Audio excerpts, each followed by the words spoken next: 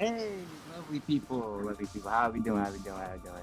It's Leon here, and we're about to kick off Project Tsukiyomi, and I'm excited to, really excited to talk because this is like, I'm going to see it's been trying to do for a while, and I'm happy to bring it back, and we're gonna keep bringing it back next month too. So today we have our commentators here. Hello. Hello, I am Juan BoJack and Murray. Lon. Yeah, we will be your voices in your head tonight as we commentate this Tsukiyomi BBTAG bracket. How are you doing, Bojack? Oh, I'm doing quite well. This bracket is stacked per usual. I'm excited to see some good old BB tag action on a lovely weekend such as this. Yes, always be able to. Excited to be able to commentate some sick BB tag action, no matter where we are. But we're in a familiar territory on the Red E30 channel, but under an entirely different name. Nonetheless, I am sure the games will be splendid to watch and splendid to commentate. Oh, absolutely. Yep. And with that being said, I will hand it over to them. Good luck, everyone entering, and have fun. Enjoy the show. Yup. Absolutely. And, before we get going on to our first match, I would like to remind everyone in the chat right now that we have a Matcherino page for tonight. Make sure you guys go over there and click that claim code button for a free 25-cent donation in tonight's bracket. Quick, easy, free, and simple. Just make sure you guys do it before the tournament ends. But if you want to do a direct contribution, that is also an option available to you. Click that yellow-orange button on the top right and put in as much money from your own pocket as you would wish. It can be as small as $1. It could be as big as the $100 contribution that the wonderful Kraken Atkins has already put into the pot. It doesn't have to be that big, like I said. Just, if you're feeling generous, just throw in as much money as you'd like. But there's also those sponsor quests on the side, just in case you want some other free ways to donate. It's as easy as following Diaphone over on Twitter. Like I said, make sure you go check out the Matcherino page before and in the end night, or you get no desserts. Yeah, so just make sure at least to claim the code. There's 38 left, something like that. It's quick, easy. Tell your friends if ever to grandma to just log in with her Twitter. You know she has one, and just claim a code. We will be looking at our matches coming up. Just gotta make sure to get everything all started. Looks like we will be starting with Yosoro versus Legion Tatsumaki. All right. Yes. Some early Yosoro action. I'm excited. I'm not super familiar with Legion Tatsumaki. I've seen them in the lobbies every once in a while, but I don't think we've ever really played or anything. Yosuro has a few different teams to work with. So we'll see which one he's going to bring out, I want to say.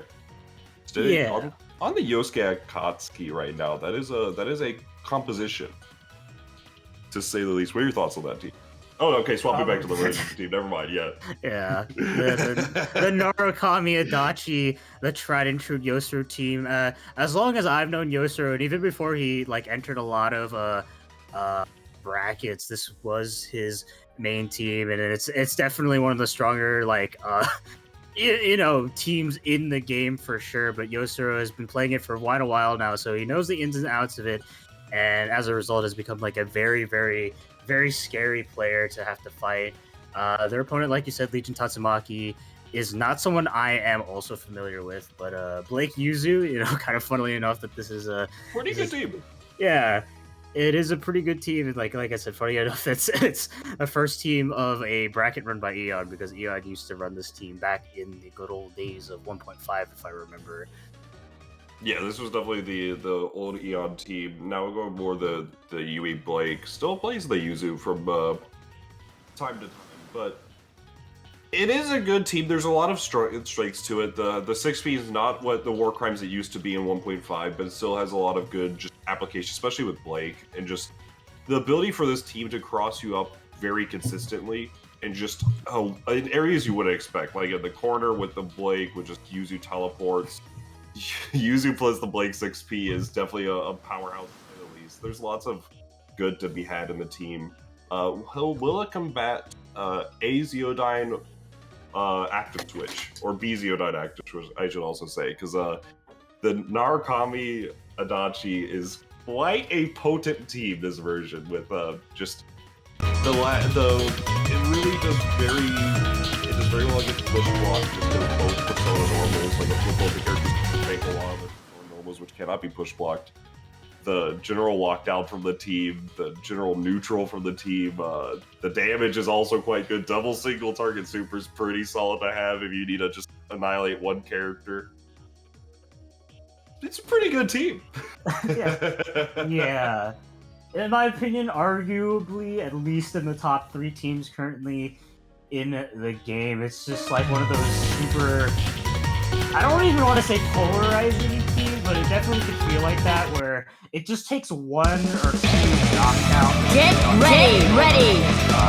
How dominating that corner on push block with pressure, the damage is good. It's like the teams literally have everything. Listen, can't escape from crossing fate. Fight! Tatsumaki fights this. Yeah, like we're gonna see how Yuzuru just puts that into practice. Yeah, the 5P gets a little bit of the mix-up, no air normals, but now just gonna get the throw, does connect, and now we're just gonna take it to the corner. That's also one of the big strengths. Okay, yeah, gonna get a little bit of pressure off of it. Yeah, that mostly unsaved, and actually getting out of that situation here with the sandwich. Yoshiro's defense looking kinda tough. You know, blocked a couple cross-ups, but just panic DP'd at the end. Legion Tatsumaki going to be ending this combo with the super. Yeah. That corner pressure and a nice chunk of damage too, and disgusting sandwiches. Yeah, that is definitely one of the strengths of this team. Kind of mentioned earlier, being able to cross up in just any situation that you just aren't ready for. And oh my goodness, yeah, now just gonna be able to set up some of the neutral, but nice call out of the active switch, just getting a lot of that pressure, which is that 5B. Oh, and that swaps into the Yuzu just to get that health back. 5C detected, 5P used. Oh boy, yeah, we'll try to go for that Nash's mix, but giving them an opportunity to actually just set up a Zeo and nasty use of this, the air dash empty low. Goes for the cross slash. Just get the regular okie doke. Alright. Oh wow! Okay, yeah, it just goes for the throw bait there. It's I'm not sure what that had to be a misinput. Very unfortunate, but now, like the U is kind of like just bleeding. There's 0 bar at hand, but there is level 4 resonance we have if he does want to spend it just to get that meter gain. We'll see what the plan here is. DP bait again. Yosuro eating it up, which is all of the different baits that Legion Tatsumaki is presenting. Unfortunately, after they have enough meter to kill, but you know what? We can just scrap afterwards too. Gonna be maintaining this 1v1 situation now. Gonna be popping the resonance early, but Yosuro, yeah, gonna be popping it now. Keep up the pressure, build up a bunch of chip damage, but just gonna be called out with the projectile super. This is now probably a one-touch save for Yosuro, but didn't believe in the double overhead, but fakes the cross up and goes in with the super order to seal off the deal, and Legion Tatsumaki taking the first game. Yeah, that was just really good play from Legion Tatsumaki there. Like that's especially for a game 1, that's just a lot of good information you have. Like Yosuro, I don't know, I can't say for certain. I want to say he ate every bait that Legion put out there. That is definitely good information just to know. Okay, like he might be, you just might be a little bit muddled by that. You know, not going to be. Maybe he has to make that adjustment, which is something, especially for game 1, you don't want to make mental adjustments like that right away. You really just want that like early advantage, the early mind state, to not have to make big adjustments like that. But a big hit, but the unfortunate drop, the additional pushback from hitting 2 characters caused the combo to drop. Now the BZNI connects. There's going to be a mix-up there, cross-up with the low, and just put it back into the corner. Never mind, get a sandwich with it. Oh, okay, but this isn't a million damage. Oh, nice. A little more optimized for the route. This could be 7k in a corner. Rolling with those simple lows, but uses that opportunity to push block, but gets another DP baited. Fortunately for Yosuro there, couldn't quite build up the CC gauge in time, but this is still like almost 10k. Yeah, that was 9k. Oh my god. This team does such high damage as well. Push block out at the perfect time just to make the 5A whip, and now we're getting a little bit of a dodgy setup, but he has no real mix-up solo, so it's not going to be much at all. But Tippy's connect, that was a great placement. The sandwich on the Oki too, but a nice push block out of the situation. Narukami, where are you going? I hate when that happens as a Narukami player. It's just like, why? Ooh, didn't quite believe in that combo. Didn't do the right stabilization there, but still, nonetheless, maintain the pressure. But get out of my face. Super. Yeah, your plus out. frames, my plus frames. All right. It's getting a little bit started. Nothing too like dangerous, but just you really just want to start controlling the pace of the match, and that 2B is gonna set that up perfectly. I was going to say, that's not range for 204C, but the 5P makes up for it. Another solo Blake, but we saw this last time. Faked out the cross-up again with the EX. Ooh, not respecting it at all, but drops the combo! Unfortunate drop, but just barely getting like the last like distance for that fireball. And okay, but the Adachi's hit! Now a million chip damage on deck.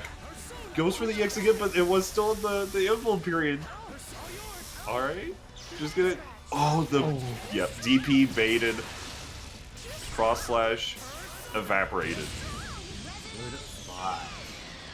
Yeah, that second game going over to Yosu. I'm definitely seeing, kind of a lot of the same reasons why Yosu kind of lost that first game. It's just a lot of antsiness on defense, and, credit where credit's due, did call out a lot of things with the Wake Up Super on Legion Takumaki's side, but Yosu showing clear signs that they kind of sniffed out their willingness to kind of just panic DP on every Wake Up and really got a lot of damage from those situations. And definitely, if I'm getting my DP blocked between one of these two teams, I definitely am choosing the Yuzuriha Blake as opposed to the Narukami Adachi because, as we saw earlier in those games, this team gets very easy, like almost 10k confirmed. So it's like, if they're both going to be kind of being antsy on defense, it's eventually going to be in Yosuro's favor. Oh, absolutely. And I really like just a lot of the things that.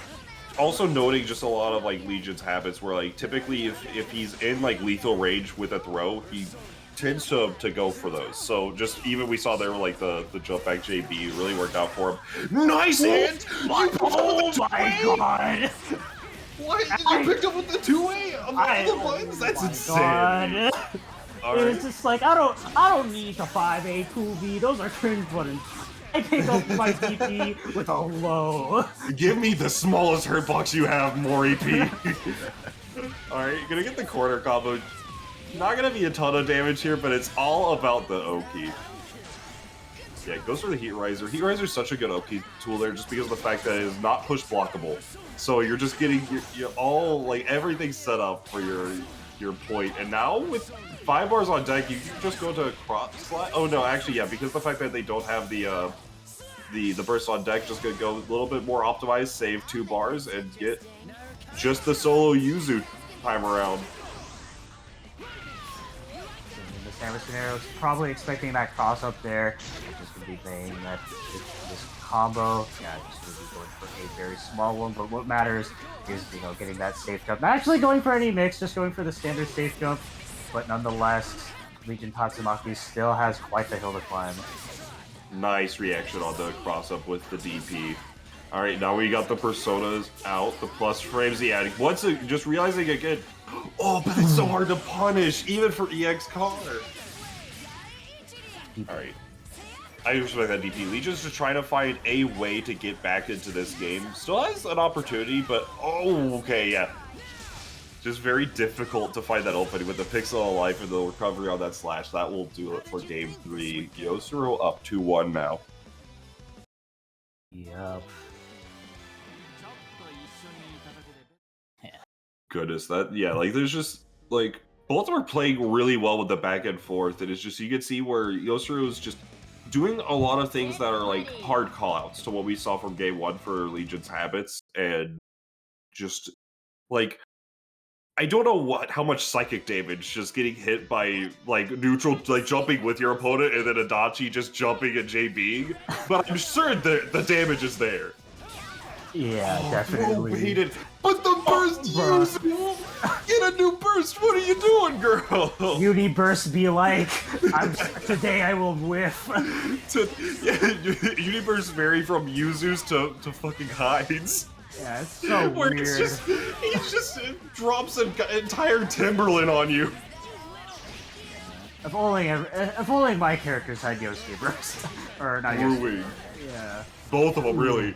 Oh, unfortunate, but just gets caught out with the forward. Bruh. The second burst save is the first. Bruh. Bruh. Look, you know, back in my day of the good old years of 2021, we called Yosuru the cleanest plate of spaghetti on the planet, and he is schlopping his way through this game right now. He is absolutely schlopping. I mean, Itachi players, they just slop their way to victory. When this character gets nerfed, leave. Because you will not be going 3-1 against Legion Tatsumaki to start off any Project Tsukiyomi. Goodness, that... I took psychic damage now. I don't know what Legion's feel, but First round! It's the first set! That was an upcasted mental prison. Oh god. Welcome to the BBTAG, everyone, where half the players slop their way to victory. But very, like, obviously, like, both players slopping it out towards the end, but very good play. Like, just, you can see at least the adjustments from Yosuro, just seeing all that kind of play out. And, I mean, look, it was sloppy. Or, like, you know, if you're 14 players out there, sloppy. But, just managed to find those openings still. And a sloppy victory is a victory nonetheless, as we say, here in the fighting game community. Yes, I mean, at the end of the day, it doesn't matter how you take those W's. If your score is 3 to whatever, it means you won. Yes, sir. And with that out of the way, we'll be moving on to our next match. It's gonna be Reich versus Master Stefan. So, are you very familiar with Reich? Oh yeah, absolutely. He's been making quite the waves ever since Rollback dropped. With this Aegis Fatista comp, getting very good placements. From what I've seen, I got to play them in bracket, and they beat my ass. So I know I definitely know how strong they are as a player. Oh yeah, always doing some work with it. I just had to make sure because the fact that I don't think most BBTAG players, at least because the amount. I don't know how long people have been in the scene and whatnot, but I just know Steph was really kind of popping early on in the BBTAG scene, and then just kind of like slooped away from the game with like as the patches hit past 1.3. But Steph is a really old, for I guess this game's standards, like player. Used to play the Mika Hazuma that won the first Climax of Night with back in like 2018, 2019. I think it was 2018. Damn. Whichever one was the first one was. He beat Tectal in just slobber knocker grand finals with Mika Hazuma. That team sucked. But it doesn't matter that the team sucked because he just had the play with it. He knew how to run it and just got through the entire bracket. Also, the fact that I eliminated Fame right before he was supposed to fight Fame helped him a lot. So shout outs to the boy Steph. You gotta clear the path sometimes. But no, Steph is an old player. He plays tons of he played everything: Dragon Ball, Soul Calibur, BBCF, a lot, Guilty Gear, etc. Like the guy tries every fighting game. See him back entering a BBTAG bracket in how many years I haven't seen this guy play is interesting, but he just needs to get his ass in the room. Yeah, that's a bit important for playing the Blazblue cross tag battle. Yeah, this man plays all these fighting games. He's ridiculous at almost all of them, but he's a boomer when it comes to just getting anything done. Like the man, what's the room code? How do I put that in? Ridiculous. All right, but still rocking with the Mikas as Pine predicted, but the Susanoo was an addition that I was not ready for, and this team's pretty good. Yeah, I definitely think it's more than a leg up against Mika Hazuma. Like I've seen him played a couple times, so I definitely know kind of the strength of it. But even besides that, Susanoo being one of the stronger kind of. I don't know if I want to call him a support-centric character because he's definitely strong on point, but I'd call him a support character, like a support character just because of the case of, like, he has really good assist options, and he doesn't need an assist with them for a lot of his game plan. Like, they help him, but, like, they're just really good about it. But now finding this opening, this is where you don't want to be against this team. Unfortunate burst point, that is so much damage right away. And then the Okie doke. That's the other thing. Steph is also a Persona player, so he may be more familiar with how I just moves about, but nice confirm here. He's gonna go for the EP stuff and then set up for the safe jump. Nice push block. Gonna be getting out of there. The 5P does connect on block, but oh, the 4P! Really good call from Steph. Left without push block. Oh, that's like plus a billion, my dude. You are gone. You are smoked. Oh, didn't get the timing on it, but does get the opportunity to deal with Batista. Just buy her loads up for a little bit. Oh, wow, that true combo. Alright. Doesn't have to see the route to CC sandwich. Air DP. Alright. Finding the opportunity to just get the Susanoo there, but now both players trying to just find their way, and 5Cs are detected from Steph's side. He's just the pride and true. That is one of the really powerful things about this team. Mika's air game is quite good, and having Susanoo 6P to back that up on the ground is very, very solid for just any sort of approach. Getting that confirm on the Aegis and going to be killing her off, leaving on the lows with the solo Batista. Generally not the character you want to make these solo comebacks with due to her like really low damage output. So gonna need a couple hits here or there, and not gonna actually even confirming that one. And a god just going to be kicking that robot into the heavens and taking game one. Yeah, that was a very just solid performance for the game one. Just really found the opportunities, found just some of the areas where Righteous is kind of lacking, and Steph on the board for the first time since 2018, I want to say. The Louisiana boys even coming to support, though. Shouts out to Louisiana. Yes, don't know how much they've been playing recently, but they got the basic Susanoo combo down, so they must have at least been playing a little bit in the past. They've done some. They've seen the Google Doc. They've done some lab work. They should at least know how to press the button right. He knows what the Susan buttons do. The 2.0 character can't be that rusty, right? He's a CF player, right? He has to know how some of these normals work. The Gatlinks are kind of the same. They're just different buttons. Yeah, I mean, you can press 5B into you can hit the 5B into the 5B, the shoulder tackle into the other shoulder tackle. It works just like in CF too. 6B. Yeah, 6B in CF. The thing that's cracked in this game that I don't know if anybody that doesn't play CF knows that it's CF, it's still like +4, but you have to commit to the second normal. Oh, he just shot Susanoo in the face. Very just good placement on the bullets. Oh no, happy birthday. It drops on the Mika. You know what? It did drop on the Mika. Let's get it back in there. The DP is just shy. Another one. Steph wilding it out. My God. Yeah, all these. The Susanoo has not been on point yet, and he is in red life. Alright, Reich fighting the combo here. Gonna get a little bit of something started.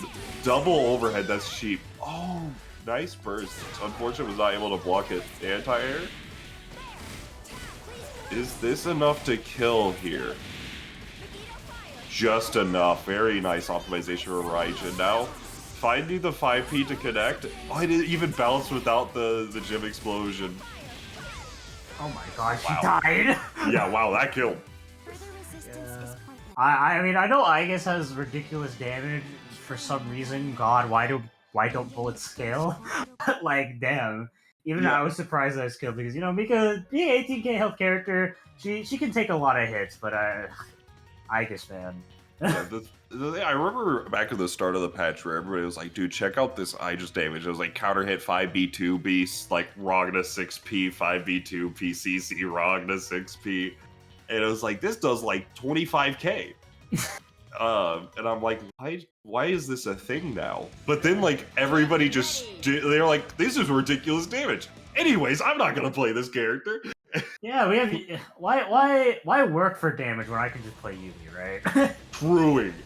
Yeah, so It's just something that always catches me off guard with Aegis. But now tying the board at 1-1. How do you deal with a projectile if not with projectile invul? Nice whiff punish with the 2A.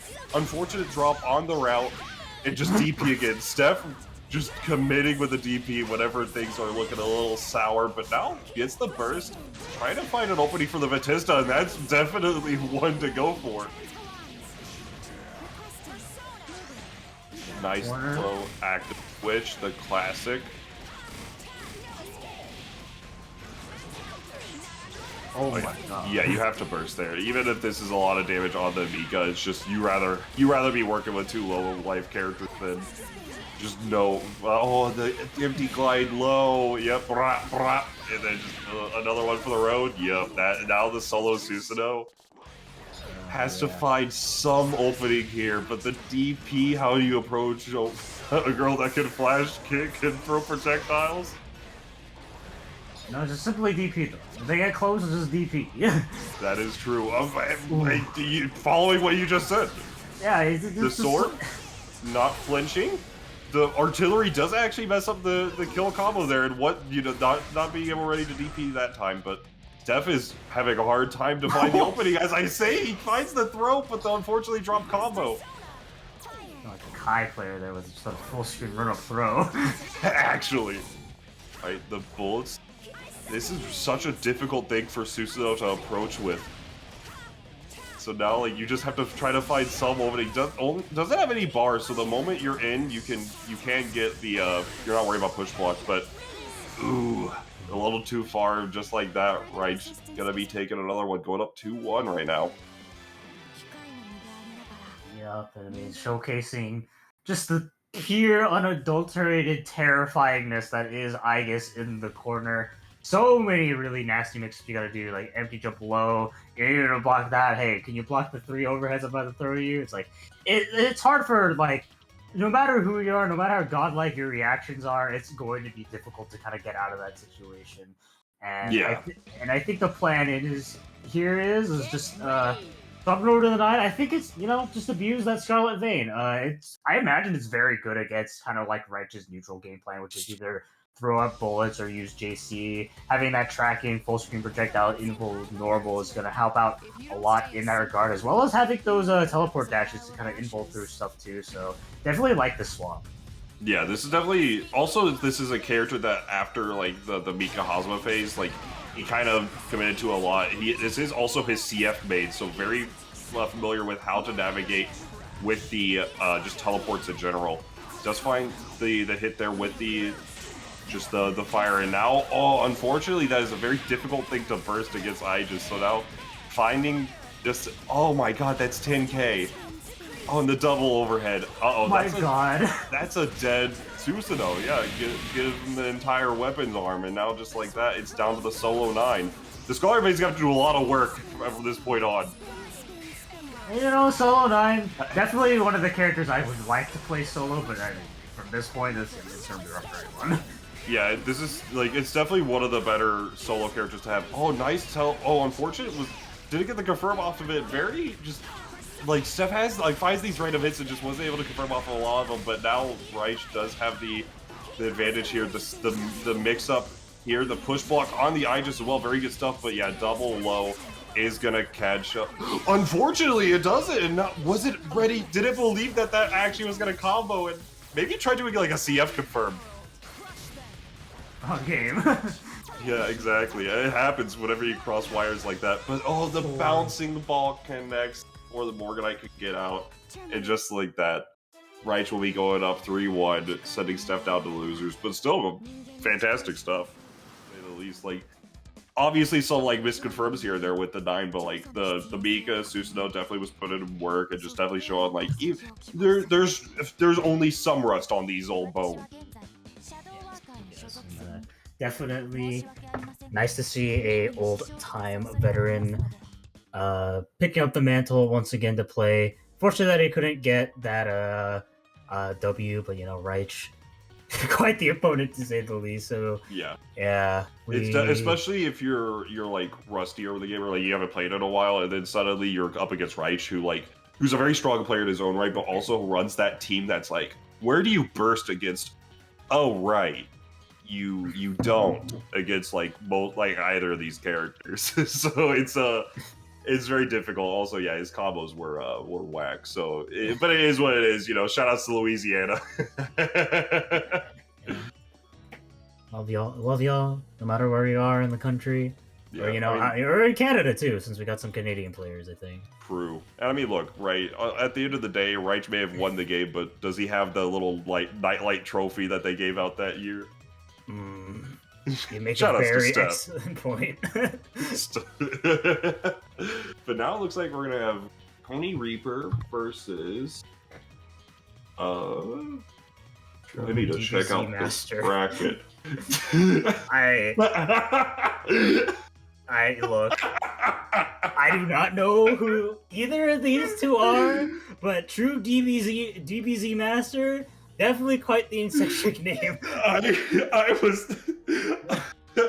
I mean, we were looking for him earlier just for the Discord, so I honestly didn't realize what the name was.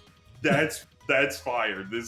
So we're gonna see. So, I mean, granted, if the squares are anything to go by, definitely two newer players. So we're gonna see how like a new player showdown is gonna go down for our last game of winners round 1 with the Chie Ruby and the Elizabeth Rachel. Chie Ruby's quite the team, I'd imagine. Yeah, definitely a team. Kind of in the past, I feel like Chop Suey has played like a couple times. They're obviously not their main, but very, very potent. Both Chie and Ruby team. Chie, I mean, definitely appreciates a lot of the very good traditional assists that Ruby's provides. Surprisingly enough, they're just good enough to set up a lot of power charge combos too. So there's that in that regard.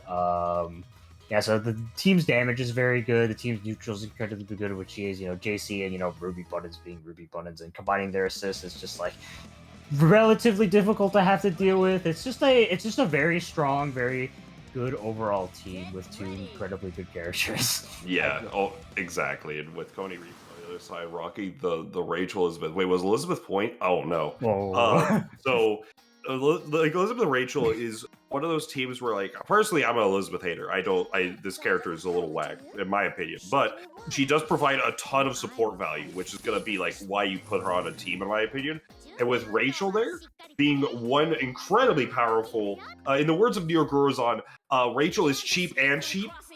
So having that support value with just Rachel to be able to like use just all of the different support that she can provide is definitely going to be a very good composition. But now DBZ Killer getting something started here. The DP comes out. Yep. And keeping in this Elizabeth for quite a while now. I'm surprised there hasn't been any like opportunities to actually swap over into the Rachel. It's just kind of how I expect the team to play. But credit to where credit's due. This Elizabeth is kind of popping off. Yeah, definitely making Elizabeth look solid here. Oh my goodness, that was the craziest active switch I've seen. Gonna be able to get something started here with the Rachel. This should be able to kill if you commit all of the meter. Oh, didn't want to commit any of the meter, and now, oh, from downtown the overhead, gonna connect. And another setup here with the Lobelias. Oh, teched out a little bit. Just an unfortunate routing there. Now another overhead. Gonna get the route again this time. We'll see if they're all gonna connect. Okay, just gonna set up for the Tempest Dahlia instead. Oh, nice air to air. Yeah, this Rachel is like sticking to that Ruby-like glue, and that 5P coming out to meaty that incoming, and Coney Ice Reaper taking the first game. Yeah, that was just like that was just overall like Coney Reaper just found the openings and just found where he needed to place himself and really got things going. And with the Elizabeth on point for like majority of the game too, that's insanity to most players. But he's like, yeah, I'll rock it. Yeah, my Rachel kind of nice, but you see my Liz? Yeah, like it's I can appreciate some Rachel routes and whatnot, but then like I'm not trying to look at Thanatos. I'm trying to look at Elizabeth do the work. Also, I don't know if it's just frozen here for anybody else, but it sure is for me.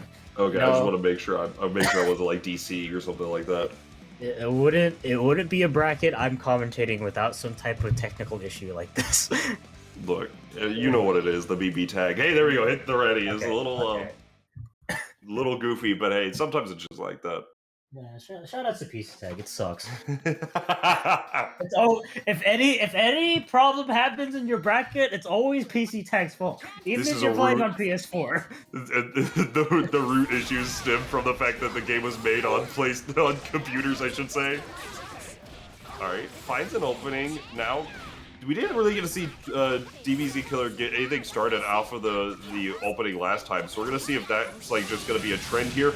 Ooh, you just win? That's insane. Gonna be able to connect with the JC here. It goes for the setup, but yeah, now you just have this. You can't see it. Oh, Tio, the stage is illegal. Yo, Somebody banned this stage with Elizabeth.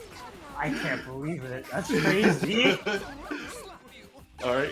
Fighting the 2A. Oh wow, who's actually enraged? I guess it's because Rachel has like that wider crouching hitbox. Able to get the full 5 BBB. The laser connects, and this is just an easy kill. Nice win from Coney Reaper. Gonna be able to get something started the corner route. Oh, unfortunate drop. The laser connects, but the win doesn't. There's a lot of opportunities to almost. Oh my god! Oh my god! Crossed up with the George. Love to see it. Oh my goodness. Okay, fights the. Trying to get something like going here, but just it's scared of everything that Cody Reaper has to offer right now. The Lobelia with a bat, just holding the residence for dear life. Okay, does it. Finally does it. Now the meatballs are coming out. Perfect to snipe the Elizabeth. You ran up DP. Actually a mad lad. Gonna be able to get something started here, and this should just be a kill and another game going to Cody Reaper. I was shocked by that decision. My man's was like plus 30, and it was just like, I bet my mix DP. I mean, to be fair, with Tippus Dahlia, there sometimes are just these little weird gaps that happen with just because of the fact that it's truly an RNG super.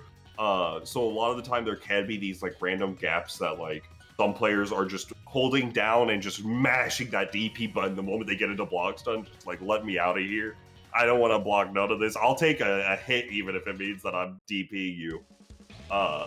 So could have been just a read on that. I'll DP your DP, and then we'll just go on and party. But Coney Reaper looking good at this potentially set point here, 2-1 or 2-0 rather. I think I've lost track. That DP did psychic damage. Look, I understand. As someone who can't count. It's currently 2-0. Okay, thank you. So yeah, now there's like I mean, granted, this is definitely a clash between newer players. There, you can kind of see where the importance lies in like whenever you're learning the game. Like a lot of like the combos, the setups are always nice to have, but just your general awareness of what your opponent's trying to do, and then just being able to like force your advantage, even if it has like suboptimal things here and there, is just more important than any sort of optimized routing. Let me check out these air dash routes. Like, nah, just let me get the basics. Let me connect with this 5A, and let me just get something going with the Elizabeth here. Chie is bleeding. Nice hard tag, but does get caught up for a 4P. Small tax to pay. Once again, this Elizabeth kind of popping off. I just swapped back over to Rachel, but here she is. Yeah, goes to the Hama. Ah, man, I would not want to be on the receiving end of that setup. Imagine how many overheads you had to block, and, well, you can't block that. Yeah, no, that definitely is some casino gaming. Like, you're just kind of guessing for a little while. Now the Ruby is on a Pixel of Life, goes for the B Siphon, and just able to get the Chie in there. Ooh.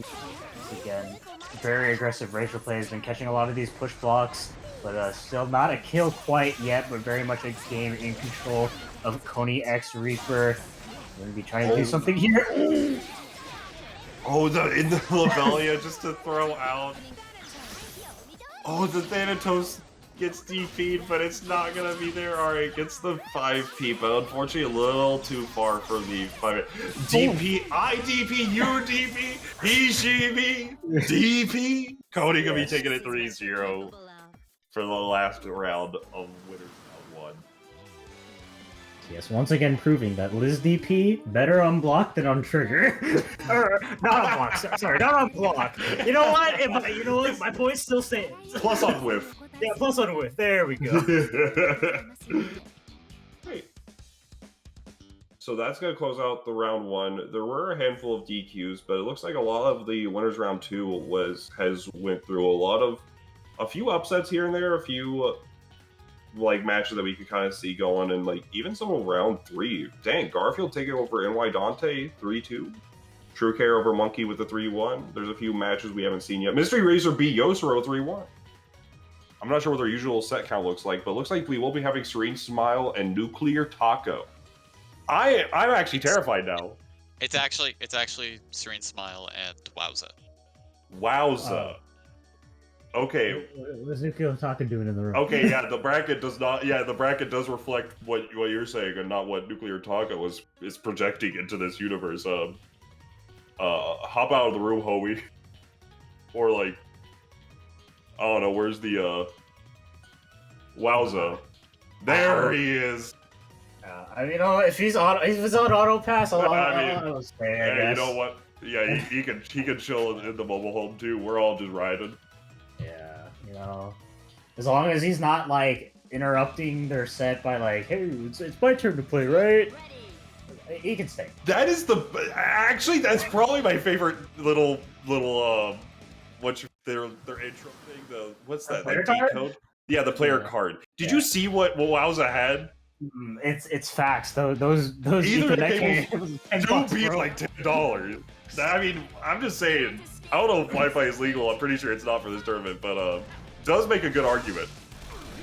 All right, just gonna get something started. So we've seen this team from Wowza with the hands of Mystery Racer a good chunk, and now we're gonna see how it's gonna work in the hands of Wowza here. Just going for the Atom Smasher, just to not gonna get really any Oki off him, but just wants to get that pressure started with just additional damage. Actually, incredibly surprised they didn't go for a Mark setup there. That would have been a really great opportunity to start off the game.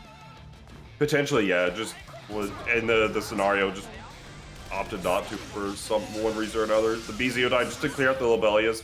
Double overhead does connect. Serene Smile is bleeding off of just that first interaction, and George vibing. I don't know. That was a combo. That sure was a combo. Yeah, blue beats are still combos. Alright. Oh yeah, it's very difficult to burst, but you know, Adachi DP proving to be worse than Elizabeth's on whip. Finding the situation here with Serene Smile, very difficult for Wowza to deal with at this current moment. Another DP for the troubles, and this should be a Adachi. Yeah, gonna be able to even get the cross ray just to get the active switch health gain on the Rachel. Now, even off of that incredible start, Wowza on the back foot here with an instant overhead connecting. Sandwich situation, but not going to be getting hit by anything quite right there. And, well, going to at least be marking the wall sign for later, which is definitely going to be strong. And we're not going to be punished off that, too. Still a lot of resonance to play with, but gets hit by the George. The George hitbox reigning supreme, as always. Needed just to find any sort of hit here on the Rachel. The throw is going to be able to set up for it. Yeah, with the super, that should be able to kill. Wall is marked. Does not have the resonance on Wowza's side. My ankles, brother! Bro. Wall's ankles. That was an insane mix-up on the resonance activation! Bro, I got hit. Straight up. It's just like, oh yeah, she's gonna be on the same side, right? Nope. Dude, what? That unironically broke my ankles. I legit thought it was gonna be like just that little bit on the same side, and I mean, Serene Smile thought the same way. That's crazy. Get ready. A little bit of a rough middle game there for Wowza, but nonetheless taking that W with the solo Shirogane implement. Didn't even need to cash out on that mark, but yeah, Wowza, yeah, a strong start once again. It can definitely snowball into something a little bit more in their favor, or everyone on the screen will get hit by that situation. I don't even know how that happened. Yeah, no, that's definitely a BB moment where just sometimes that happens. Nice use of the DP, gets things going for him this time around. Recognizing you don't have burst, gonna be able to go for the Adachi just side here. You're also gonna be able to. Oh, did I actually call the assist? Just. Oh, that's so unfortunate. The 5A whip is supposed to be a heat riser. I feel that one in my bones, but a mark on Waldstein full health. You like to see that early on if you're Wowza. Surprisingly enough, keeping in this wall despite having no burst, it can just take one touch. Yeah, just gonna be raw tagging them out of the situation. Ooh! Wrong character, amigo. Yeah. Not gonna be the one that's gonna die from it, but I mean, still sets up just a really strong okie doke, and now the Wald is back in, but not the meter to kill. The Rachel gets shot? Now Wald is getting actually shot. Yeah, this is such a bad situation to be in, but gonna be chucking a Shirogane from the full screen, but drops out of the combo. You gotta be incredibly careful about what you do. So much life at play, and just gets hit by the mid. Oh my god, yeah, there is so many things going on here, but Serene Smile still playing with fire here, has to block this mix. Oh my god. Yeah, nice push block out. Yeah, and it gets hit by the mid. Respect. Yep. Sometimes it happens. Like, yeah, definitely just catching the jump start up there is just, it's so, as somebody that roommates a lot with Wildstein players, this is like the last thing you'd ever want to see. Like, look, rooming with Ice-Tropy a handful of times, you can see where you learn the matchups that Wildstein players never want to see. This is definitely two characters that would be in those rooms, like in that area, because that way, once you get back in the room, did you see what was going on with that? Yeah, that's just like, Wald definitely suffering nowadays thanks to all the dodges rolling around. He does not like fighting a lot of traditional zoners. Despite having like the projectile swipe on his claws, they're a bit too slow to consistently do it, and you can't do it against lasers. Yeah, like, it definitely, like, he's not, like, entirely helpless against the Adachi side of it, and then just, the Naoto does not help. That matchup looks very rough to deal with, just because the fact that she's got a revolver and no reload animation. Yeah, it's gonna be rough, and we're playing a zoner war kind of here. Rachel does have those tools to kind of deal with the Naoto Shirogane zoning, but gets in the walls time, but doesn't keep it all burst safe. Bowser going to be taken to the corner, but a nice 2B going to be sniping out that jump in. Very good awareness from Street Smile right now. Oh wow, yeah, that was another strong mix-up. Nice grab active switch to try to keep it safe as possible. The George is out. He slowly approaches, but the Wald is going to be the biggest threat on the screen. Now it's going to be Wildsa just getting with that nice confirm. The Lobelius from downtown George! Yeah. Where did he even come from? God. Serene Smile, definitely one of the Rachel players out there that focuses more on just absolute utter screen control and chaos, and we're seeing it right there. Or maybe we're not. A better way to say it is we're not seeing it, because there is certainly something going on, and I'm not sure what it is. But that Adachi going to be going down to that tick show setup. We're going to be setting up another George. Don't know what she's doing on the other side, flying around everywhere, forcing out our resonance from Wowza's side. And this is going to be rough. Basically, everyone has to deal with the DP, able to be covered by the 6P there. Oh my god, we are doing. Yeah, this is one of the things that gets Street Smile that, like, you'll see a lot with, like, their matches. Oh my god, that connects. The SMG is gonna let the shotgun connect. Just set up for the mix-up here. Oh my god! It whipped, so they're like, okay, cool. Okay, the mix-up that time, the ankles were saved. Ankles intact. George set up. Oh. Yeah, George plus 105 on block, gonna be able to get the Lobelia to connect on the jump startup. Yeah, that's one of the things in this, like, against Serene Smile, you have to, like, Serene Smile was, whenever we had, like, the nuclear taco in the lobby of that, I was worried for everybody's health, because though nuclear taco and Serene Smile both they are wild. They will just do things that you're like, why is this happening? What's going on? And then just, like, go, like, you're like, what? Why are you being so aggressive right now? And then boom, they're in your face again and again and again. It's like, sometimes it gets sloppy, but it's hard to control. Like, it's unorthodox, so you're gonna get caught with your pants down with dealing with a lot of stuff Serene Smile has to offer. Wowza, not in the same boat. Definitely looks a little more controlled, but like it's so hard to deal with whenever you're like with dealing with a more orthodox player, and then Serene Smile rolls up and just says, "Yeah, we're just swinging for the stars, brother. Call me Radon." Oh boy, yeah, you're gonna need quite a bit of that gamer feel if you're gonna get through this. But actually, I Only think connects on the only marks on the wall. Oh, wow, that really mattered here because this would actually be a dead Rachel, but it's gonna be a. But it's only a My God. wall.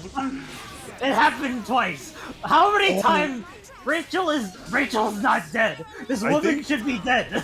Rachel is simply 5'11" to Wald's 6 foot. It's freaking. It is absolutely insane to me because Rachel should be dead at least 5 times over, but she just didn't get marked. It's just like she has the miracle cure and go to be waiting that burst heal. Oh my god, this woman is literally living on borrowed time. She is making the best out of it. Holy crap! Yeah, she's truly living the John Bovey lifestyle right now. But now it is down to the Resonance 2 Naoto has the mark on Waldstein, gets the setup for the traps, and just refreshing them. Just what are you supposed to do with Serene Smile? You're kind of you need to approach at some point, but you're just kind of waiting for Wowza just to pop all of the resources they have to offer. All right, the gun popping out. A couple of push blocks later, from downtown with the overhead, the 4P is gonna connect, but no real combo off of it. But the scoop. Oh. Raisin Bran on deck, and that's gonna do it for Serene Smile. Yeah, 2-2. My goodness. That was a crazy game to say the least. Oh, for sure. I actually do like the decision for Serene Smile. Serene Smile realized that I'm gonna have Rachel in the back. If she's missing health, she's getting it back. You know, like whatever the case is, I don't have to approach here. Like, you're just the solo Naoto, and I have both characters. I can just sit back, chill. I will block your bullet. And you're totally fine with that. And Wowza at the time was like, well, I need to do something. I'm gonna get, DC'd if I'm not active for, more than 30 minutes, like with the new login timers. So let me just drop these traps every so often. Let me pop my resonance and kind of just like expending resources that were not necessarily necessary. Oh, nice active switch to the Rachel here in this game 5. Set point for both players. Oh, nice. The third overhead is going to connect. A little too far for the trap combo, though. Oh, my goodness. Yeah, the hits send George away, I'm pretty sure. I think he's disappeared. Who knows? That man is beyond a god. George doing whatever they want, and these Lobelias coming in, tracking down this Naruto. Maybe trying to nullify a lot of the zoning at George in the back. Kind of surprised that. Wow, that was what you decided to do after that, and a confirm for Rainy's or Serene Smile side too. Jesus. Yeah, my goodness, the Vorpal Blade is gonna have a little bit rough tracking. Oh my goodness, he still gets slapped anyways. And you're pretty good with this scenario of your Wowza. The DP is gonna allow Rachel to get in. Okay, Alpsa instead just kind of keep the approach with the wall. Very dangerous stuff here. Oh, but oh wow, I thought the J was gonna connect, but no, just go for the 2A.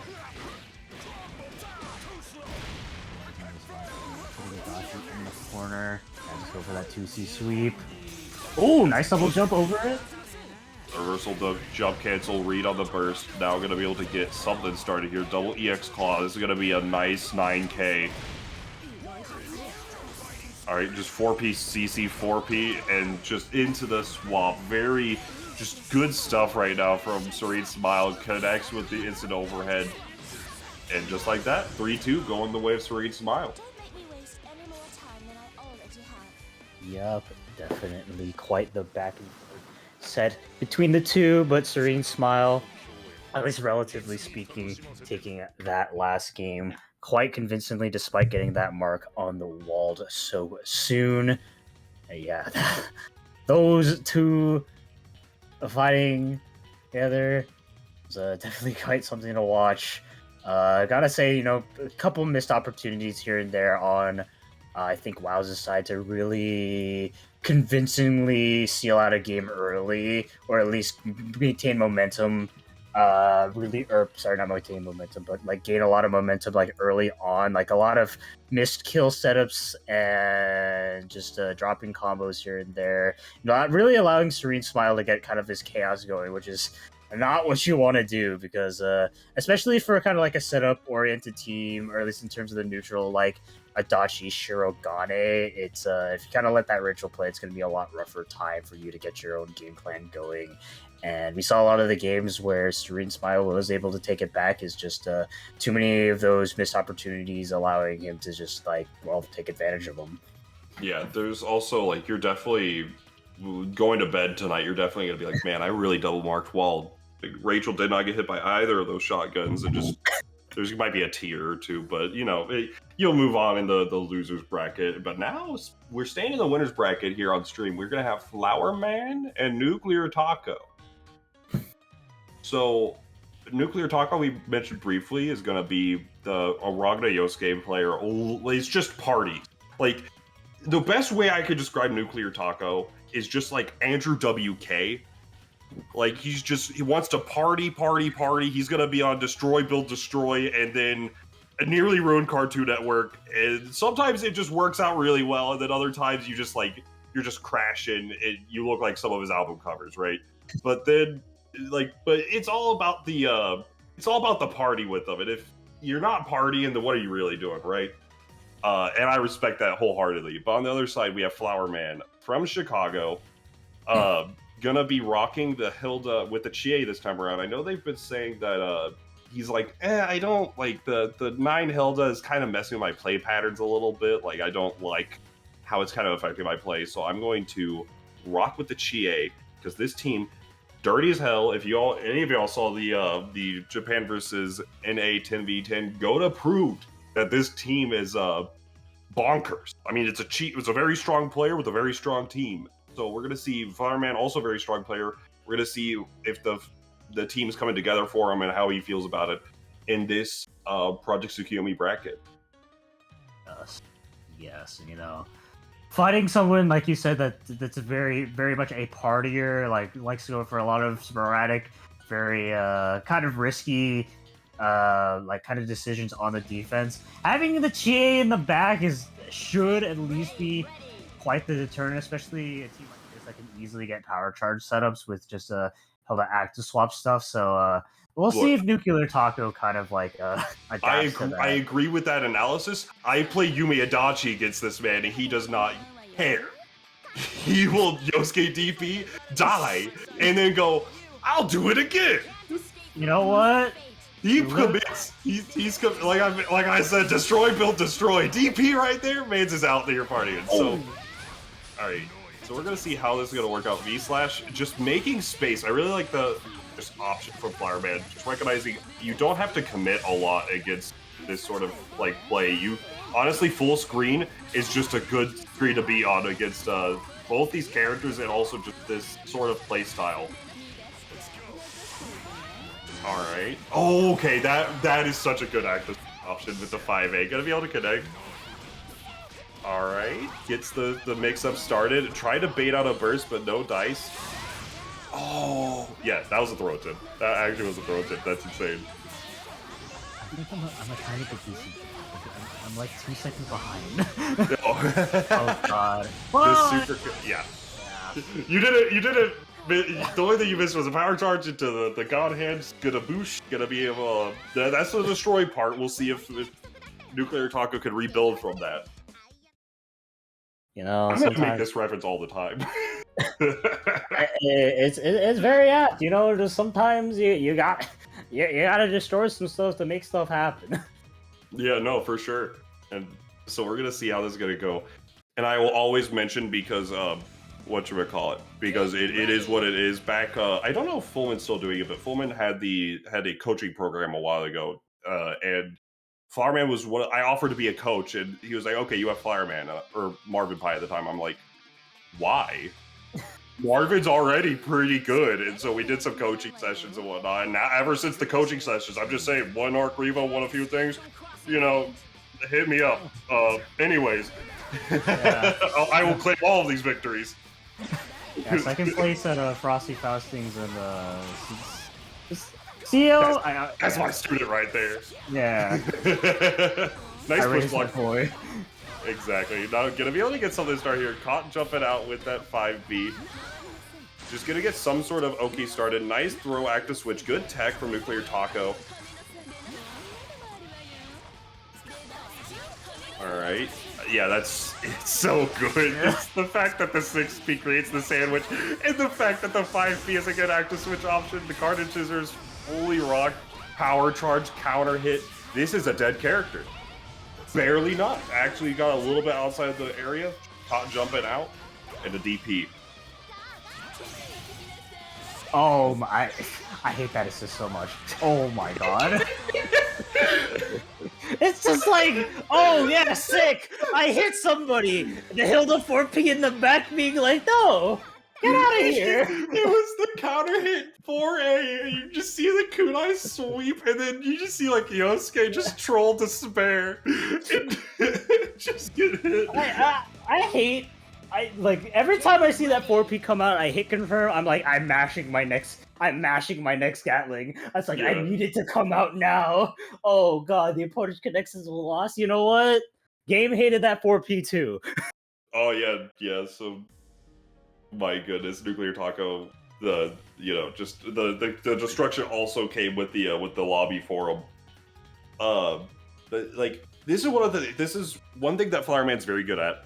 Like mentioned, is being like Flowerman is more of an orthodox player. Plays a lot of that control. Really wants to control the pace of a match. Works really well with this team, obviously. Whenever you're in control of that sort of that play, especially if you're a higher level player, it can be very difficult for these type like Nuclear Taco, myself, other type of party players. People that are really like, I'm gonna commit to being aggressive and I want you to be uncomfortable. And then go from there, right? Because you want to scatter the brain. You're attacking them mentally while also pressing DP 3 times. So against this sort of play, Fireman is very experienced with it and also very good at like the play style and just the play patterns are very good at dealing with it. So we're gonna see if Nuclear Taco can overcome that sort of like confidence in this play style, or if it's gonna be lights out for him in this game 3. That was a throw. I don't know actually. I think that may have been a misinput on like a Yahoo, but like that still doesn't work from there. It is Nuclear Taco parties. The 2C does connect here on the active switch. Nice the sandwich. Ooh. Yeah, JB is jump cancelable, so now like you're just able to get so much off of it. Yeah, nice realizing that you could go for the JBB as well. All right, gets a little bit something started here. Oh, the 4P. Perfect placement. Oh, unfortunate drop. And now, I mean, unfortunate drop, but also, like, Nuclear Taco's at such a deficit here against this team that is very, very difficult. The 2A just barely out of range. Oh, no. Yeah, Nuclear Taco wants a party, but this team is putting such a huge... Oh, whoops. Oh, God. Commentator throwing, getting hit here. Gonna be able to get something started. My mic is fine, don't worry. Oh, thank goodness. Yeah. Alright, oh yeah, active switch. That's so difficult to deal with it. Yeah, just like that Flowerman with advancing 3-0. Yes, you know, Nuclear Taco wants to party, but yeah, Hilda Chie saying no. They're the neighbors being like, hey, stop. I need to go to sleep. Yeah, definitely. Nuclear Taco definitely is like just partying at like 2 a.m. in a college dorm, and then you just have the cop show, like the like campus cop knocking on your door. It's like, all right, shut it down. But yeah, I mean, just like that, Marvin. Or yeah, gonna be moving on. Gonna face True Care later in this bracket. We do have, I believe, one more match for this winners round 3. We maybe move on to the quarterfinals for this Project Tsukiyomi. The losers bracket is also moving along quite nicely. We do have a few, there's just a lot of players that signed up. There's a lot of good matches being had. Jose Christ takes out Reich 3-2. For Damn. Joseph, I'm not sure how you pronounce that. I will be real. I am white. Look, I feel like if I say it, I'll say something offensive. I think it's Hostess Christ. It could be, but Yeah. Nuclear Tiger will have to fight Neo Ice Cream. I believe that's a oh goodness, Don Con Discord, like what you call it. I'm pretty sure they play a good bit, so we're gonna see how that goes down. But we do have the last one of our winners round 3. It will be Heich versus Razo. Intel's very own, I should add. Just call him Heich, like Reich and Hachi combined. Oh, is it Hachi? My bad. Yeah. I don't know anything about this player. I'll be real. You know, I guess fair enough. He, I don't know where he originates from in terms of play. I think he's like more of a switch tag player, but kind of as of the advent of rollback, has been joining mostly Big 8 and W and F brackets like decently frequently. They have a lot of teams. If I had to choose a main one, it's either the Ragna Adachi or the Akihiko Waldstein, but he definitely doesn't like sticking to one team, likes to swap between a lot of his array of characters, and I'm going to be going over to one of those variations right now, which I think was Ragna. I think it was the Akatsuki, and then the Akihiko. Thank you. I was having a brain fart for it, but all I see, darkness imprisoning me. All that I see, absolute horror. It would, like I said, it sure wouldn't be a bracket. Okay, so it was the Akihiko Akatsuki. I'm gonna flub their names constantly. I don't know what it is, but just because they start similarly, I always like what to say Akatsuki for both of them. Yeah, alright. We're gonna... For whatever reason, Razo's PS4 is cursed. It's just like every single bracket. Yeah, I actually forgot about that. So they need to go to the world lobby and just try to connect until it works out for them. Just because the way PS4 handles with some NAT type differences, I believe Razo's probably like a NAT 2, and like most of the time you want like the NAT 3s. I think it's NAT 3 or NAT 1. But with the NAT 2, it gets really weird. So like you have to like go back and connect. But so Razo, we know for playing a handful of teams, they just are very consistent, very strong player. We're gonna see which one they went with. I did not see which one they were going with on the character select hall. They do have the Yang Carmine, they have the Akatsuki 9, they have like 18 other characters. We'll see which one they pick. Yeah. I wouldn't mind seeing from Hachi the like a Ragna Akihiko. I saw they were on that at the beginning. If I might know this player. I think they might be a PC tag player. Actually, yes, I know they do have PC tag. They join our PC tag WNF brackets quite a bit. So that probably is where I've seen them.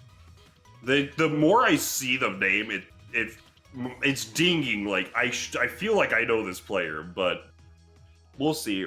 Maybe the play pattern will be recognizable, but we'll see how that's gonna go. But make sure to go over to that Matcherino real quick. We still have a few codes left to claim. If you go over there, just log in with your Twitter, log in with whatever you got going on, and just hit that easy claim code button. Quick, simple, supports the players, and if you feel like supporting the players after the claim code button, there's always the direct donations, there's always the sponsor links with downloading text now, following Diaphone. I don't know how this man got that plug, but like, hey man, shout outs to Diaphone, as well as like subscribing to like cryptic hints or various other ways you can participate into adding into this bracket. But at the very least, go over to the Matcherino, click the claim code button, and help the players line the pockets a little bit. Yes, always make sure you guys do the Matcherino. As always, if you don't do the Matcherino, Sienna won't make you apple pie. Truing. Yes, no dessert. I'm also double check if there's anything else we needed to show, but at least the double, just go claim the match arena real quick. There's 33 codes left. We should be by 0 by the time this bracket ends. Can do it. Oh, yeah. We got 33 codes left. Yeah, and also just support the homie. Check out the Krakenagans podcast. So wherever podcasts are, you'll be there. Yes. And now it looks like they probably are good to go. Going with the 9 Carmine. I don't think I've seen this character combination from Razo. At least it doesn't ring a bell. I could be misremembering, but usually I see the 9 with the Akatsuki. Yeah, I've definitely seen the 9 being played before, not with the Carmine. I mean, Carmine is just, like, probably one of the characters that Razo has the most experience with, considering their proficiency with Yang Carmine. So combining them with 9, I'm not too familiar on the whole 9 synergy thing, but I can imagine Carmine's at least, like, a solid, good partner for her. Yeah, I mean, Carmine's assists are just, like, solid, and then also I'm pretty sure there's tons of setups that with the 9 assists I can imagine for Carmine, so this, at least in theory, I can see this team doing quite well. Nice link. A little too far for the follow-ups to connect, but now nice push block out from Razo. And now just gonna be able to get him in the corner. This is yeah, full spell gauge, but unfortunate drop. Now just 5A connects. This is pressure. Raising overhead, instant overhead, another one. And good blocks, goes for the low this time. Oh, okay. Oh my god, that doesn't have an invul. That just was horary. Wait, does it not? I thought it did have I thought it had head invul, or maybe it's a CF thing. I don't know, and it was air version too, so like. I know it doesn't CF. I cannot, like, this game mess with something down here or there, so it could not be. But now the Akatsuki is down. The Akihiko is gonna be in trouble here. All right, and yeah, this is gonna be coast to coast Space Ghost combo here. Oh, actually gonna be able just to kill with just double super. Yeah, with just the laser super. That's all you need. Just shy of 10K, closing out game 1. Both versions have hittable. Thank you. Okay. I was just like, that doesn't have hittable, does it? I don't know. Look, as much as I hate 9, I also don't know her frame data. Yeah. I remember that from CF. I don't know. I don't recall if it was like that in this game. Thank you, Steph, also for clarifying for the. Well, you said the actual name, bro. Tell Doza about the lore or something again for CF, bro. Like, come on, you can't say the name. 214B. But going into this game too, though, like that was just really strong play from Razo. Sticking with the same team here for Hachi, gonna just try to get something started. That is a good way of getting started here. Finding just all these stray hits, the burst comes out and just great timing. And now gets a little bit of something started, but just like that, resetting back to neutral, Hachi back in it again.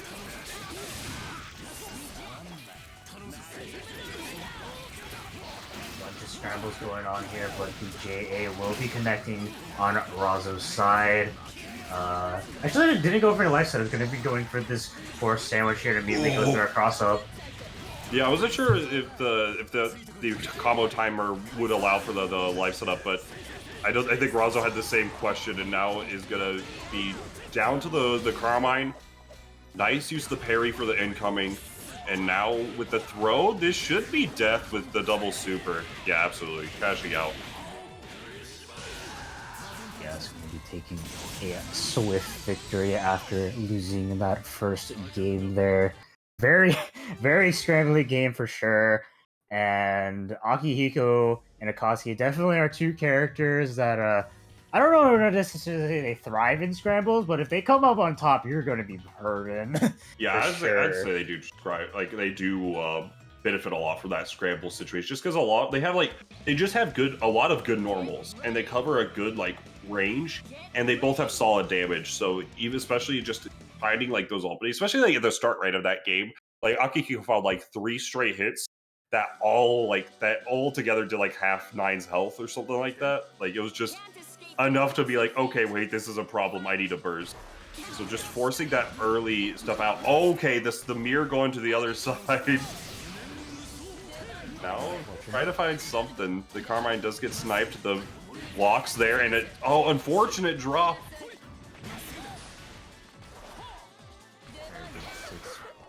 Six P. I was about to say 6B.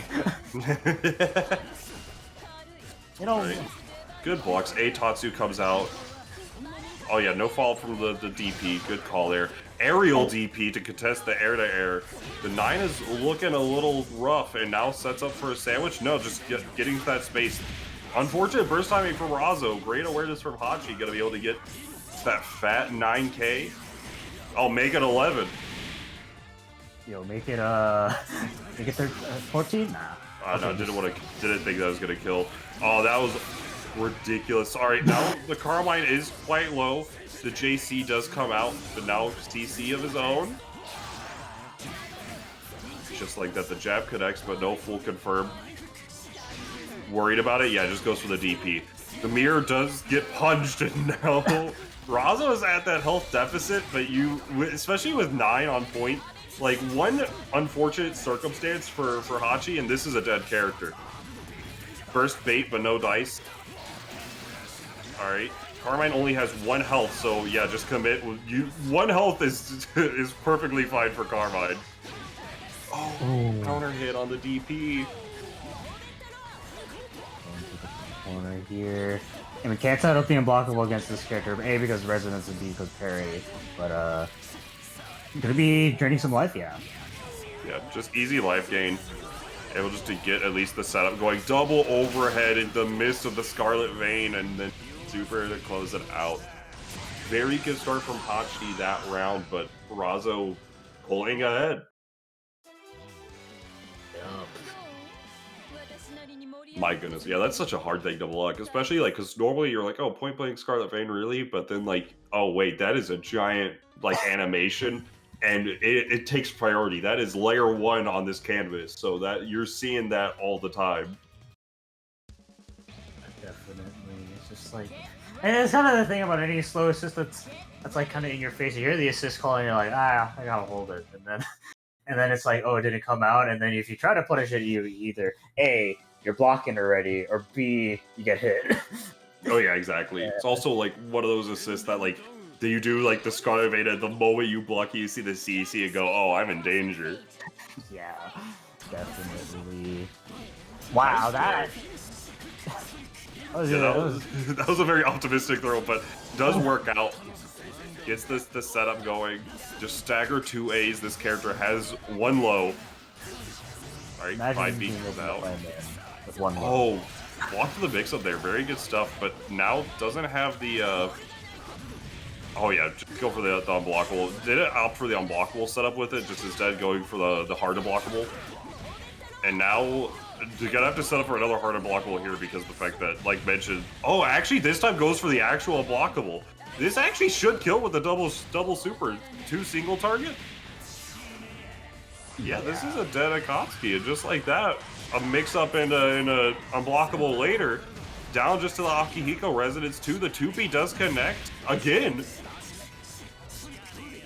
Wants to get something going here, but Razo not budging, gets the CC sandwich here as well. And back to the corner for another unblockable. Okay, well, you know, not an unblockable, but... Yeah, had full spell gauge, actually, so wasn't able to get it, but gets there anyway. He's going to be able to find the opening, EX wheel DP, and just like that, Razo is going to be moving on. You got 3-1. Yup. Very good play. I mean, Hachi definitely slouch either. Had a lot of openings there, but just especially with, like, 9, like, this character is just able to, like... Once you find that opening with 9, it's just, you're despairing. You're like, oh god, is this an unblockable, a hard unblockable? Like, I don't know what's going on. I don't know the mix-up. They probably don't know what mix-up they're giving me. And then you just die.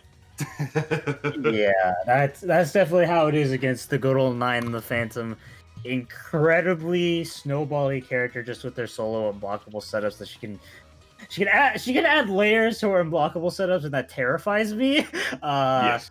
Yeah, and it's just like, no matter what character you're playing even like a character like Akatsuki, who does have a way to nullify the seed parry. There are still some ways the 9-player can deal around her. Not even just go for it in general. She like her per Oki even without it is incredibly strong and can deal with the Akatsuki parries just off the bat. So it's just like no matter what character is getting hit or getting hit by 9 the Phantom, they'll run a train on you. Yeah, definitely. Like it's all kind of like you mentioned also with just the amount of Oki that 9 has to offer there. Like obviously the unblockable, the Morganite like dash 50/50, or just the classic threat of nothing. So even with characters that like like Azriel, Akatsuki, characters that have like that sort of like, hey, even if I see the Morganite, I can like DP here. You're like, yeah, but do you want a DP? Like, are you sure? I can kill you, You're like, oh, well, let me second guess that now. And then once you get that guessing game in there, which is what I imagine what happened there with we're seeing the Morganite and just getting unblockable for the Akatsuki side, it's just like, okay, let me get smoked real quick. But it is how it do. Raza will be moving on to face Garfield in one of our winners' quarters. And we're also having a winners' quarters coming up right now. It's going to be Caterade versus Mystery Racer. I want to say a Wednesday Night Fights Classic, if I'm not mistaken. Yeah. Definitely 2 people that have shown up to WNF quite a bit and have gotten a lot of match history against each other. So very familiar with each other's playstyles.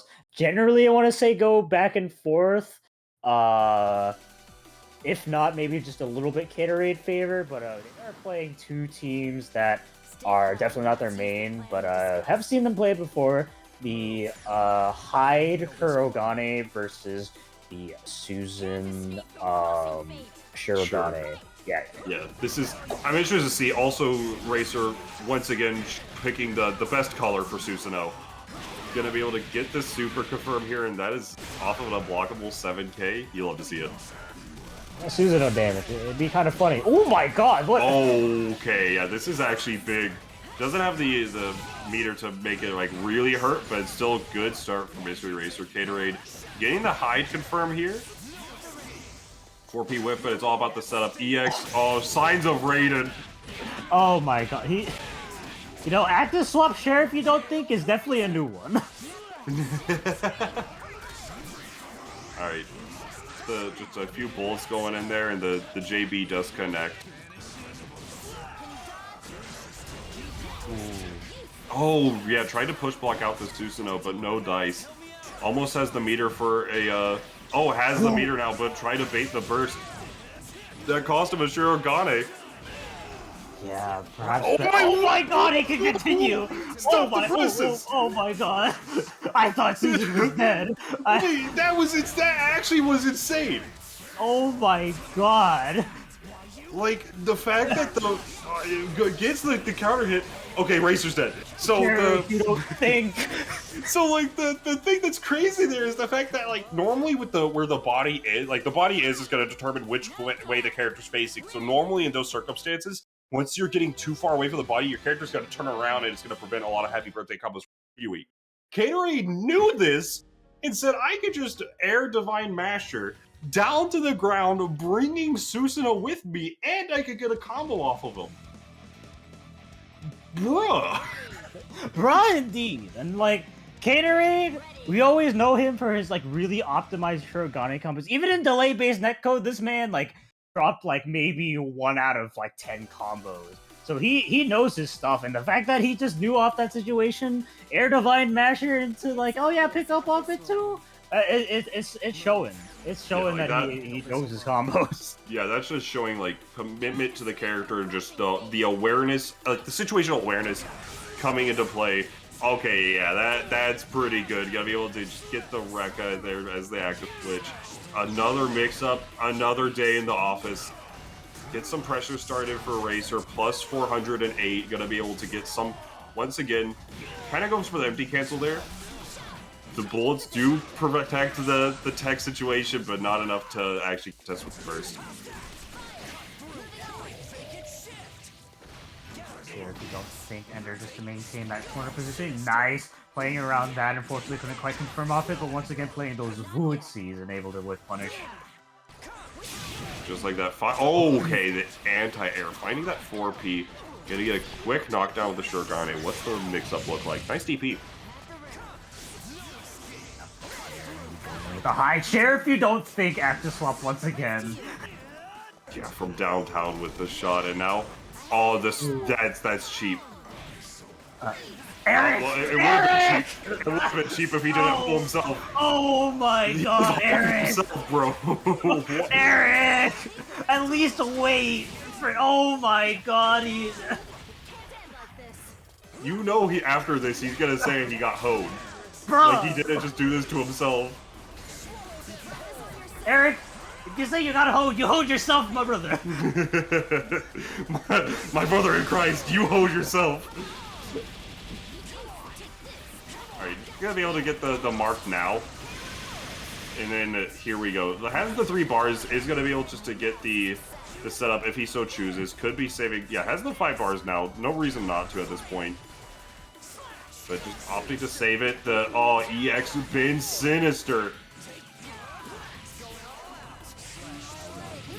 You know, a lot of damage, but still making sure that this is a one-touch situation on both sides, and baits the DP2 with the ID back at JA and Caterade. A little bit sloppy, but still taking that game. Going to be getting put on set point. Yeah, that was what is that? Chat command! Oh, it's great. Yeah, we have. That's not the only option too. I think. What? The freaking Dusty P. We have a lot of Eric commands here. I ain't gonna imagine the dude's a character to say the least. I think the other mystery OS is like, oh yeah, yeah, I'm lost because I'm playing Odyssey. That is true though. That is a fair one. At least it was. Dry patch hits different. All right, finding the opening here with the 4P here. Caterade was not ready for the burst. The DP does connect. Caterade is just aware of a lot of the situations that Mystery Racer really wants to like get going. It's confirmed. Oh yeah. Kusano might be large, but that 5B does move him through character sometimes. Wait, was that unblockable? Wait, was that actually an unblockable setup? Hold the phone. Yeah, I was like, kind of surprised he didn't super jump back for the safe jump, and then he did that. I was like, wait a second. Yeah, I actually don't. I'm curious, or maybe that's just like make you think that it's an unblockable setup. I have zero clue. All right, Grand Viper is gonna whiff. The hide is active. Now just gonna get a little bit of pressure started. Nice push block mash. Oh, and gets the full confirm. That very nice combo from Mystery Racer. The hide boot comes down. One of the most ridiculous bursts of this game. Gets a little bit of pressure off of it as well. Yes, forward. Wow, hit with the JC2. Oh my god. Trading there with the 4P, unfortunately. Not able to confront off it, probably for the kill. And yeah, there's just a lot of situations to potentially counter the character. Oh, whoa! What a wow, that was really, really smart from Caterade. Whoa! Okay, just gonna be able to go for the mix of there. Caterade does have reactions, is gonna be able to block it. Not marked, but I don't think this is gonna lead to a kill. It may not even lead to enough like meter for the super. No, it doesn't.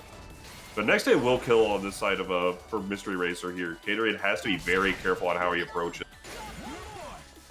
Been sinister to trying to get something going. A little bit of chip damage, a little 2 bars left to spend. Make that 1. Oh, nice throw tech. Unfortunately, hits the DP mid screen, and that will be a game for Mystery Racer on the board. Finally putting one up there. Not hold himself this time. Actually going to be taking that dub. Yeah. Don't really see any reason for, like, Caterade to swap off. I think the high's been doing pretty good.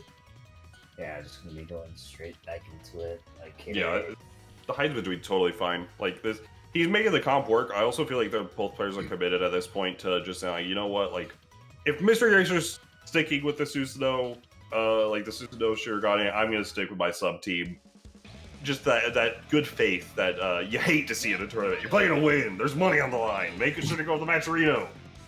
Yes. Claim those codes. Absolutely. Go do that. Doesn't matter who wins, do the Matcherino anyways. We all win when you claim a code on the Matcherino. True. Free 25-cent donation into tonight's pot. It's free, quick and easy. You get the satisfaction of helping people. What's there to lose? Exactly, but now no more quarter gonna be able to go in, gets the sandwich going. Oh, a little, yeah, just the push block was like pushing out a little bit too far. The bullets do connect for the Shirogane. Blocks the 4P. The Susanoo 6P. If no one's got my back, I know Susanoo 6P's got my back. Yeah, the literal bullet. It is a bullet. Yeah, this team has 2 guns on it, a revolver and Susanoo's fist. Yeah. Oh my god. Really nice 4P. Another good 5P also. Gonna be able to get something started here. The burst is available for Caterade. Yeah, good option. Getting a little pressure going here. The JBs are connecting. The throw whiffed, but now getting a ton of plus frames. Caterade respecting it. 5P connects on the Susanoo. Oh. Probably a combo drop there, but still in the corner, so maintaining this pressure. Wow, 5B to actually move himself out of the corner, but gets to this sandwich scenario. Yeah, actually swap over to the hide, go into the super kickball burst. Nice 4.6k for 2 bars, but the Fuzi. Oh yeah, the Fuzi's gonna work out for him. Now, Resonance 4, the DP is gonna connect. The hide is on point, so the shots will connect, and it will be a dead character. 2 bars up to spin. No mark on the Kurogane. The 2A is gonna check him though. This is actually really good for Caterade. Preventing the amount of time that Mr. Acer has in the Resonance is like really important to the Shirogane matchup. But now, I think, actually, unfortunate drop. It was because of the way it hit, was able just to get like a restand of sorts, and now we're just here. We're here. One mark, 1 Resonance. Oh, wow! Oh! Oh my god! Oh, actually, hold on. Oh my god! Oh, you know what, Eric? I take back what I said earlier. If you say you want to get hoed, you got hoed. Oh my god! What do you mean? What do you mean? Kurogane J was still active even though he got hit. Dude, you saying that Naoto's so bad, bro? He just won the game. What are you talking about? Look how good he is. Sure. You want to say how bad she is though? Like you say, go right ahead. Holy crap! That's so funny. Shout outs to Naoto, whichever one you won. Yeah. Shout out to Naoto for being bad, or shout out to Naoto for literally being God himself. Yeah. 9K unburstable. I can't believe this character is S tier. Like SMH.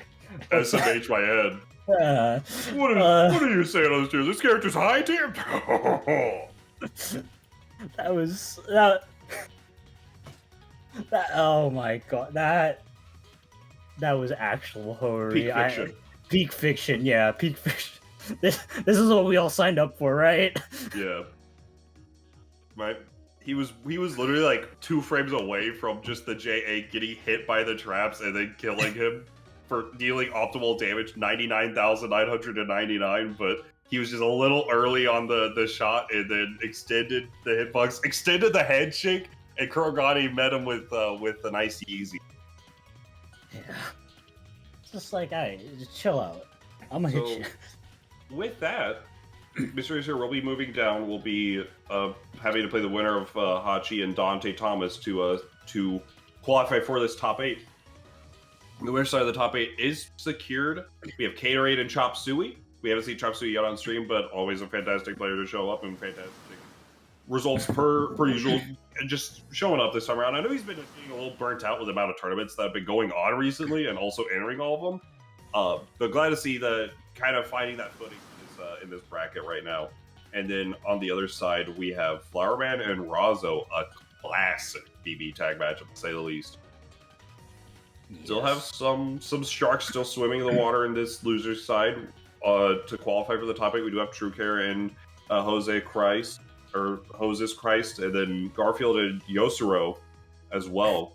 Yosuro actually being Four Sword Kirby 3-2, so that was a very close set in that loser side. And then, like I mentioned, the Mystery Racer waiting on that match, and then Serene Smile and Neo Ice Cream. So, winner of all those matches will be going on to our loser side for this top 8 here at the Project Tsukiyomi Prelude. Moving along quite nicely with this bracket. Yes. We're definitely not wrapping up the night, but we are getting close to the good old top 8. Matches. There's been some BB tag tonight, to say the least. Yeah. Some good old BB tag. But nonetheless, always a pleasure to be able to commentate for this. Will be what has the TO determined the next match to be? Flowerman versus Razo, and Caterade versus Chop Suey. Judge? We'll see in him. Lon had it right. It was Flowerman and Razo, and then Caterade and Chop Suey afterwards. Okay, perfect. Yes. So we're gonna see them come up. This is mention this is like a classic matchup in kind of your top 8, top 4s, even sometimes top 2s for BB tag. Flowerman and Razo both always neck and neck.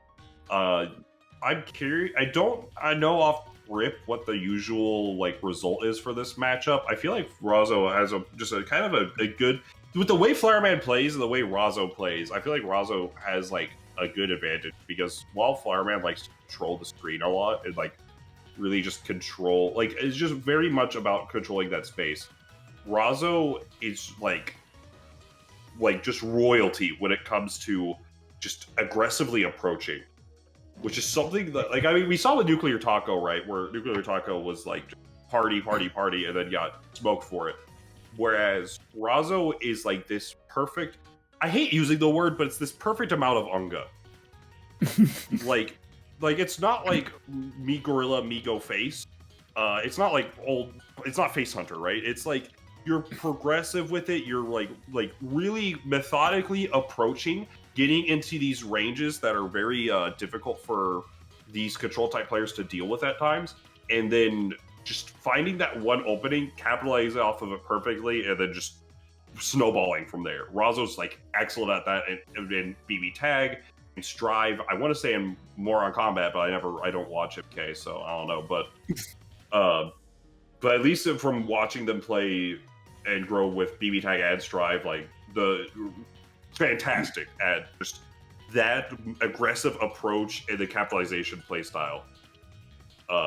Whereas Flowerman, obviously, very strong control player, very strong knowing how to get things to work in their favor. We're going to see how it's going to go in this set between them. Yes. And, in that regard, definitely Razo plays teams that are very excellent at capitalizing on that play style.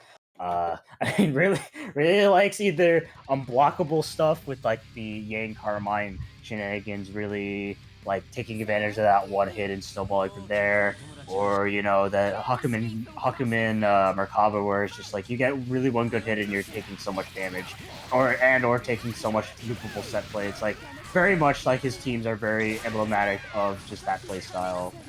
Yeah, they're really good at just controlling just that sort of those teams kind of capitalize a lot on what their player strengths are. And even in the same side, right, with Fireman with this team, both these teams will get you hit, will get one hit, and one side will unblockable you to death, and the other side will hit you once and kill you with that Chie power charge. Getting a little bit of the bar. Oh wow, finding the hit here from Razo, just threading that needle and gets something started here.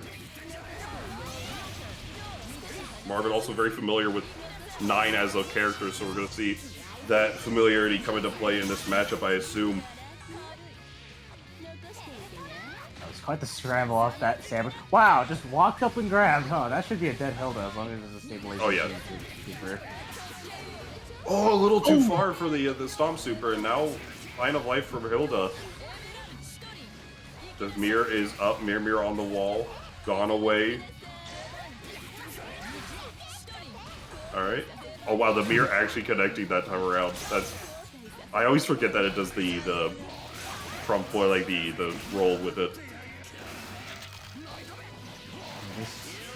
Should at least be a kill on one of Fireman's characters. Yeah, I'm gonna be sticking with the Hilda.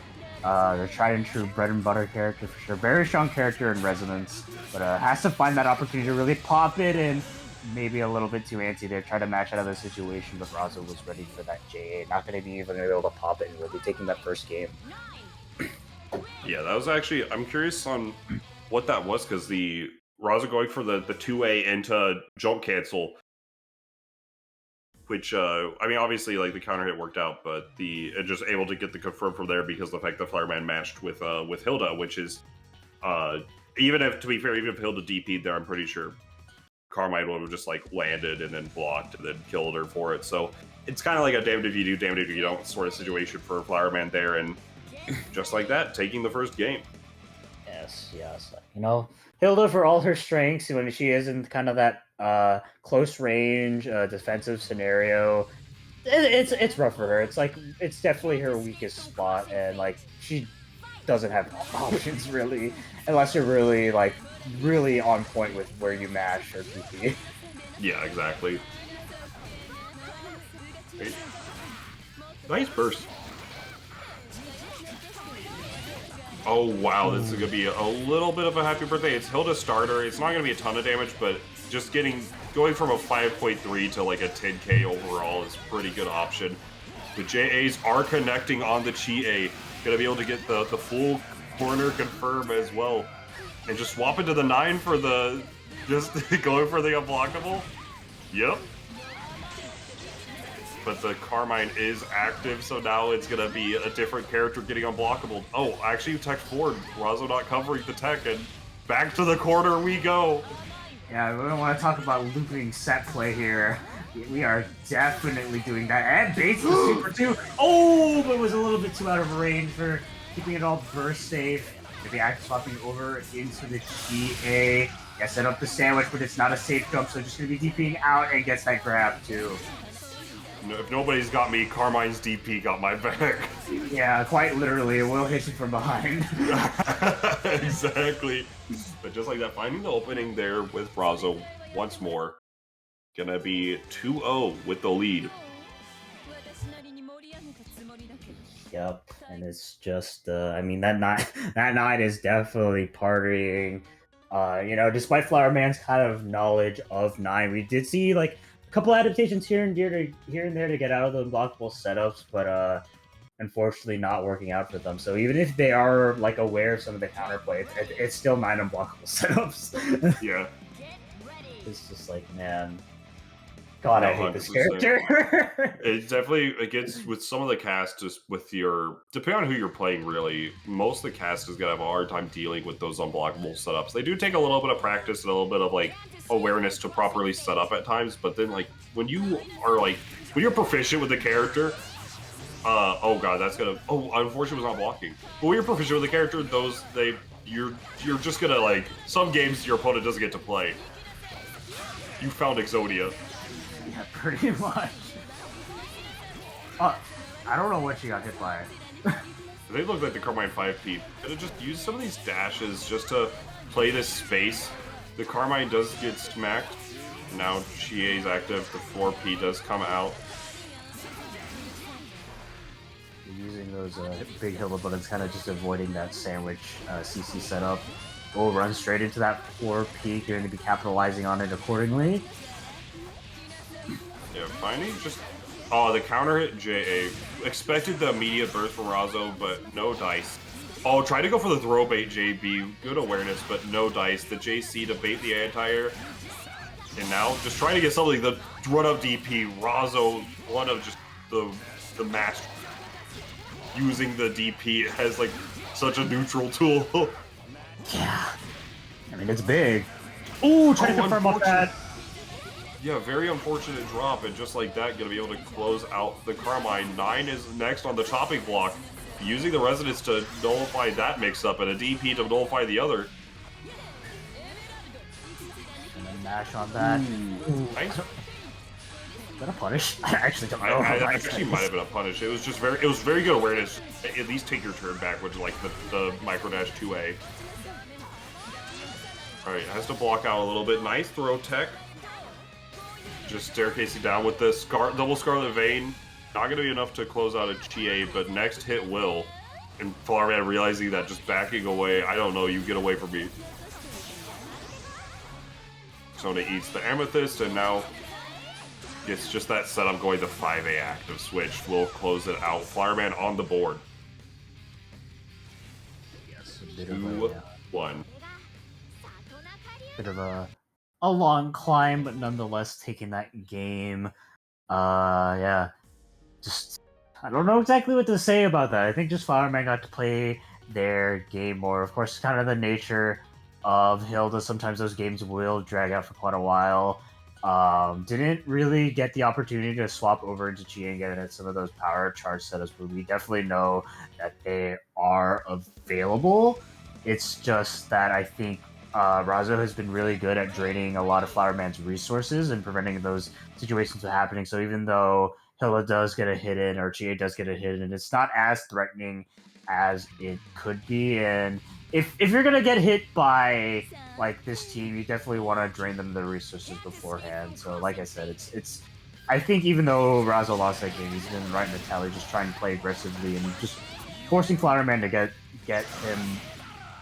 Them off him, yes. There we go. Exactly. Hard. Like kind of mentioned with the draining resources, Chie Hilda is super good at just using cross combo, and Razo the first 2 games is just able to really isolate a Fireman from those cross combos, just finding those like straight hits. But finding this hit with the 6P commits it to the super just to make sure like first save does like 5 pace, and then you gotta be able to set up 2 bloodied characters on this side of Razo.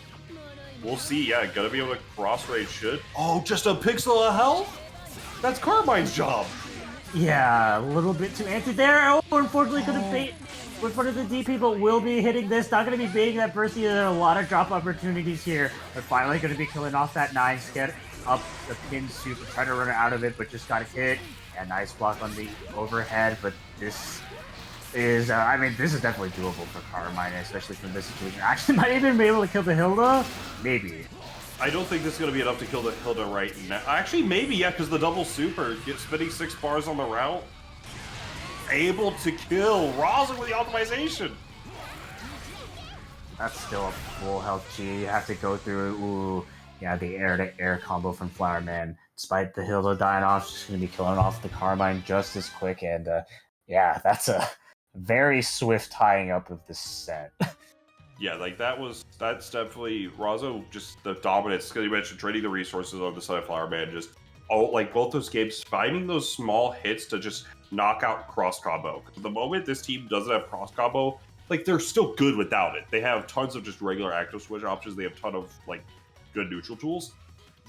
But if you're just isolating the cross combo, like not be a thing, and then you're getting to play 9 with a Carmine support, it's crazy. Like you're gonna have a hard time. And we saw both those games where just Flowerman was able to, like, Razo wasn't able to thread that needle that time and time again is shown to do, and then just Flowerman able to like show the power in the team and the player, just keep doing what they want. And now tying up the set. This is set point for both players. Winner will be moving on to our winners finals to meet the winner of our next match, is going to be Caterated Chop Suey.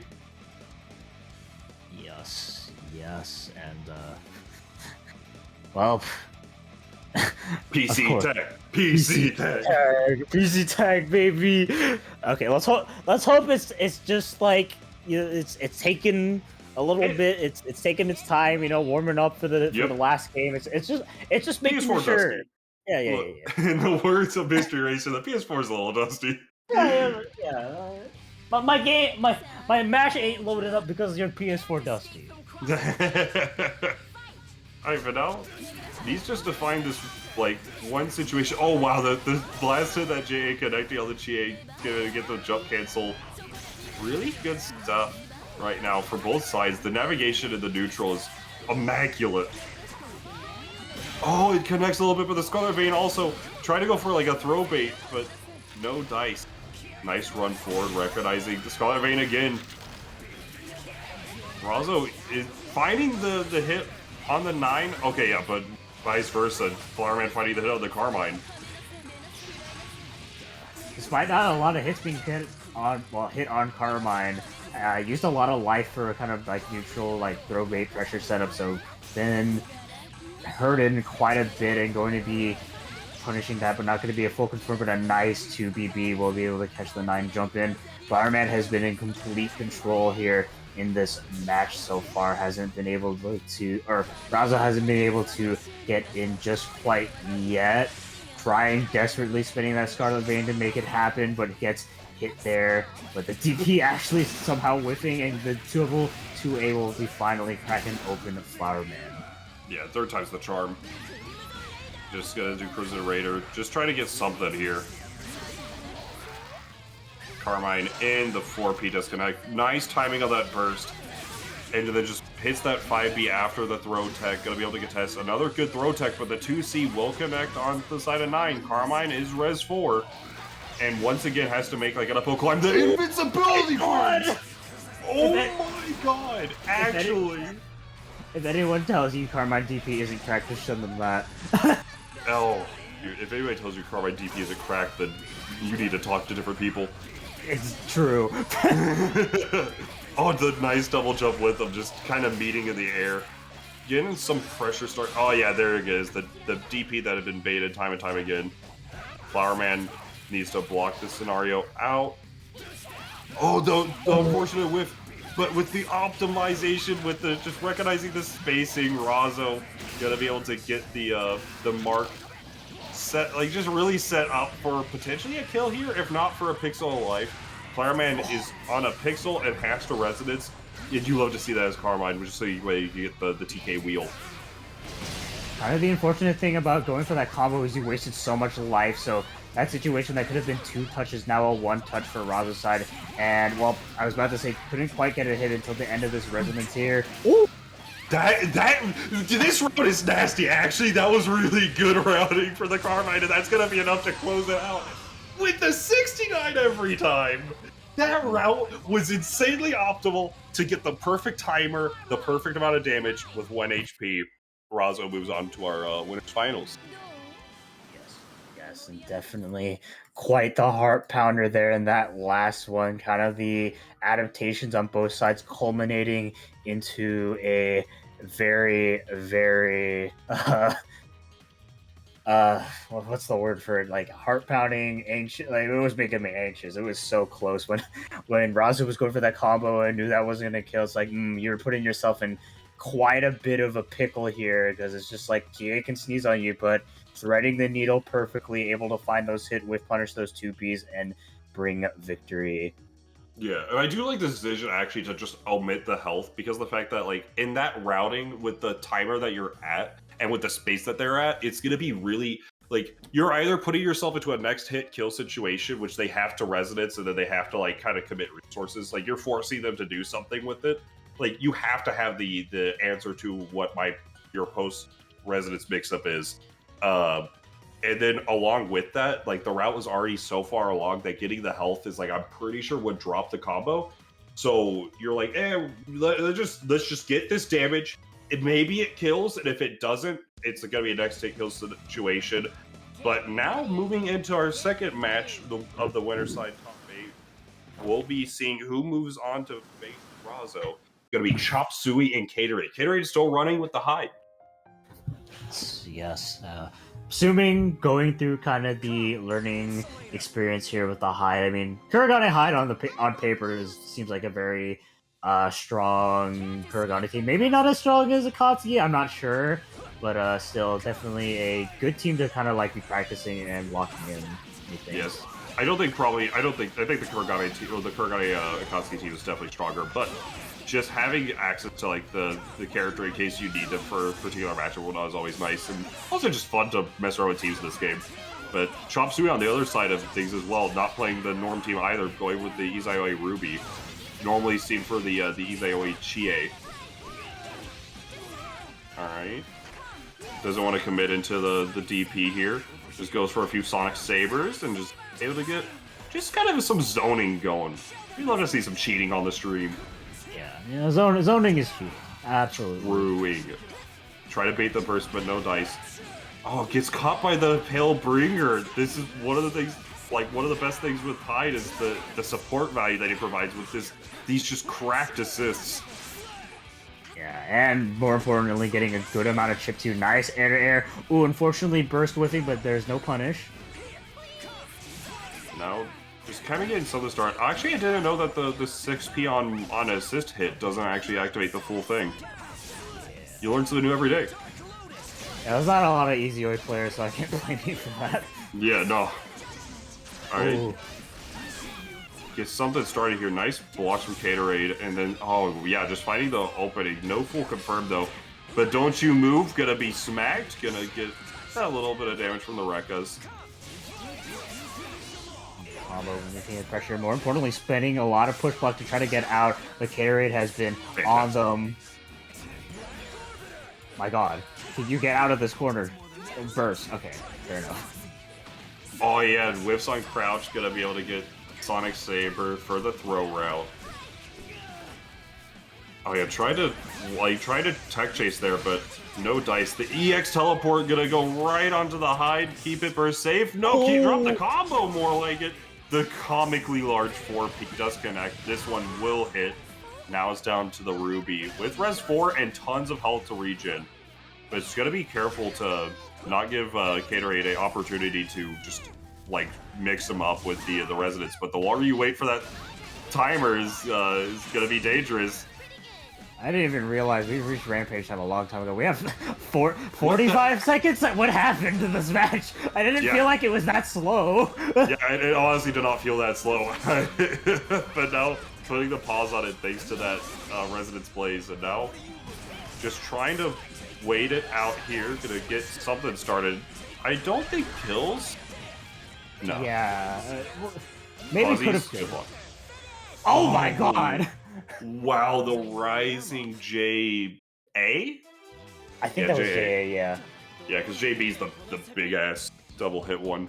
Yeah, no, that was actually such a good Rising JA, because it whiff punishes the Ruby 5B while also being relatively safe due to a lower recovery. It just could test that approach that he realized that Chop would probably want to go for. Yeah, definitely good call there from Caterade, and taking what... That match felt like really fast, because maybe it's because like they were constantly doing things, and like there was just a lot of there wasn't a lot of neutral being played, so it felt like, you know, it was moving on really fast. But apparently they were there forever. Like I'm not sure, but yeah, that is It do be. Yeah, it do be something.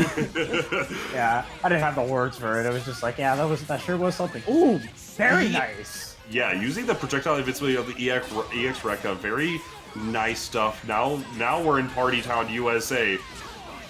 All right, get a tag into the Izayoi, keep it burst safe. Goes for the mix. Oh my god, that's so disrespectful.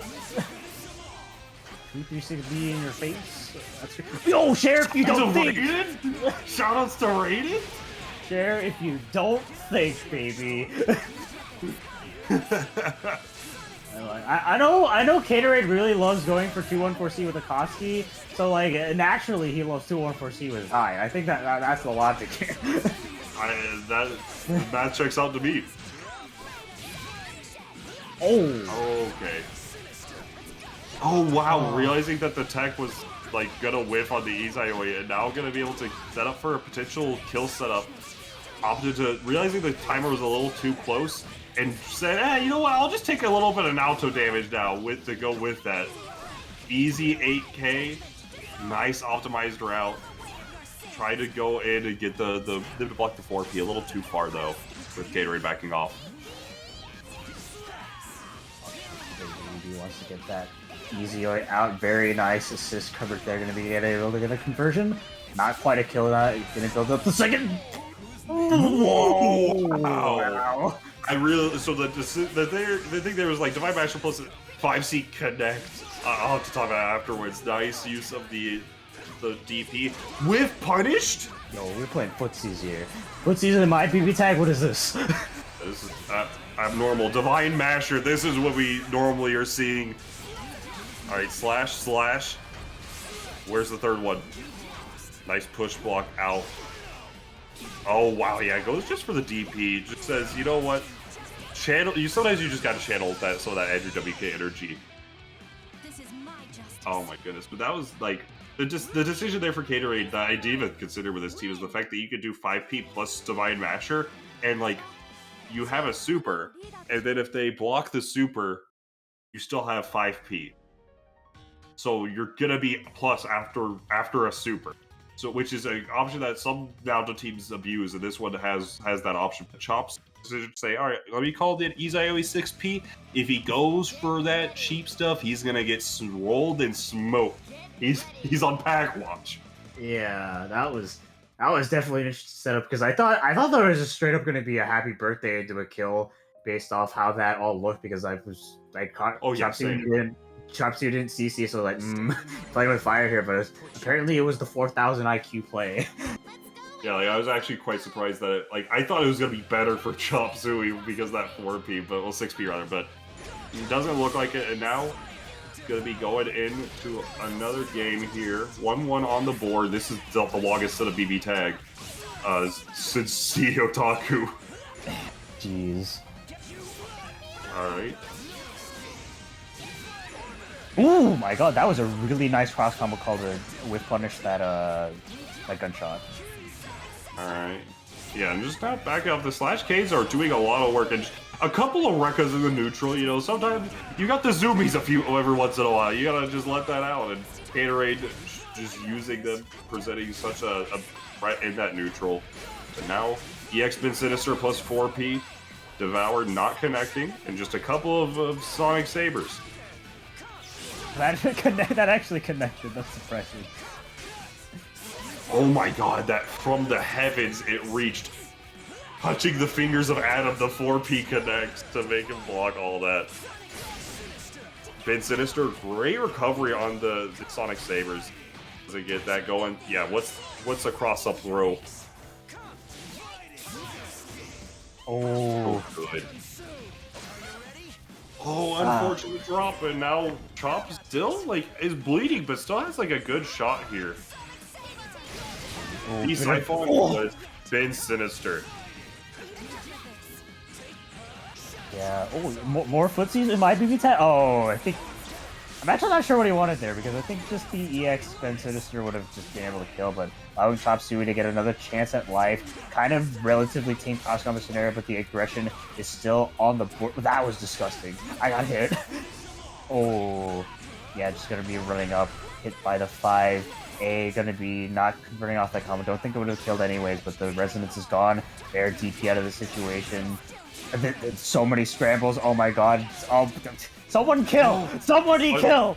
Yeah, trying to go for the EX teleport to try to, I want to say, potentially punish a burst, but no, not working out for him. And now just that, the 4P touching fingers with Adam and Izue just so happened to be there.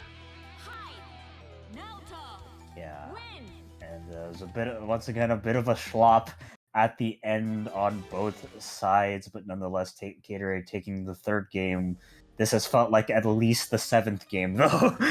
It's been quite, both players are very methodical in their approach, and they're very patient in a lot of what they want to do, in a general circumstance. But, so that's kind of, with both players trying to play this neutral game and just kind of, being very passive to one another. I'm saying passive, but also, it doesn't look that way, but it's, passive in a BBTAG nature. You're not forcing your will in the regard of you're just I'm gonna say it a ton, Andrew WKing, right? You aren't going in, but you're presenting these 4Ps, your 6Ps, and just kind of winning space, but you're not going for big damage, big kill kind of scenarios. but Chop can't get something started off this. The 6P works out, gets the burst punish, but didn't like the corner. Like, he didn't want to go lose the corner that way, so just getting a little bit sloppy with some of these confirms, but does work out for him right now. Has the life advantage and has the CC available on deck with Resonance 4. Divine Masher, great call, Gatorade. Little burst save in that 6B, able to hook up with that confirm in the back too. Yeah, active swap, actually the DP not gonna actually be chasing to maintain that corner, but suddenly these life totals looking, well, even. Could have potentially been a dead hide, and it will be a dead hide, actually. As soon as I want to say he's living, he's dead. Yeah, that is how it is. I really like the decision from Chop to just, like, run under that, like, jump in. Because you could anti-air him, but, like, I could get more damage off of, like, a mid and running after him. But now, with this opening, should be able to cash out the CC. Doesn't even need it, actually. Just goes for the normal hit. 1, a 2, a 3. Yes. Finding the center of victory there, I guess. Yeah, and just like that. I mean, hey, you know, we had 40-second game, we had a 69-second game. Now we're back to BBTAG standards. It was like 50 seconds, give or take. Definitely the fast kind of gameplay that come to expect from watching so much of this, and Gatorade looking like committing to the Hide Kurogane. Yeah, nothing particularly wrong with the team at all. Just kind of being outplayed in the neutral game a lot, just getting opened up by a lot of throw baits, a lot of classic Izuyori, like cross up setups and all the jazz. It's definitely nothing to do with the team comp. It's just Chop Suey get to rock their world. Yeah, that's just a very Chop Suey method of playing. Now, EX bid Sinister, but no confirm off, unfortunately. The Izayoi is caught in the crossfire, but the JCs are a little too high up and that she will drop out. But this is really rough for Chop to start things off. Oh! Yeah, it's good that Ruby's out. You take 4K for the tag, but okay, now you're taking a little bit more. This is really bad for Chop Suey. Oh no. Resonance 1. Share if you don't think! Share if you don't think. And just like that, off of the games got slowly faster. Like slowly getting faster. Yeah, basically.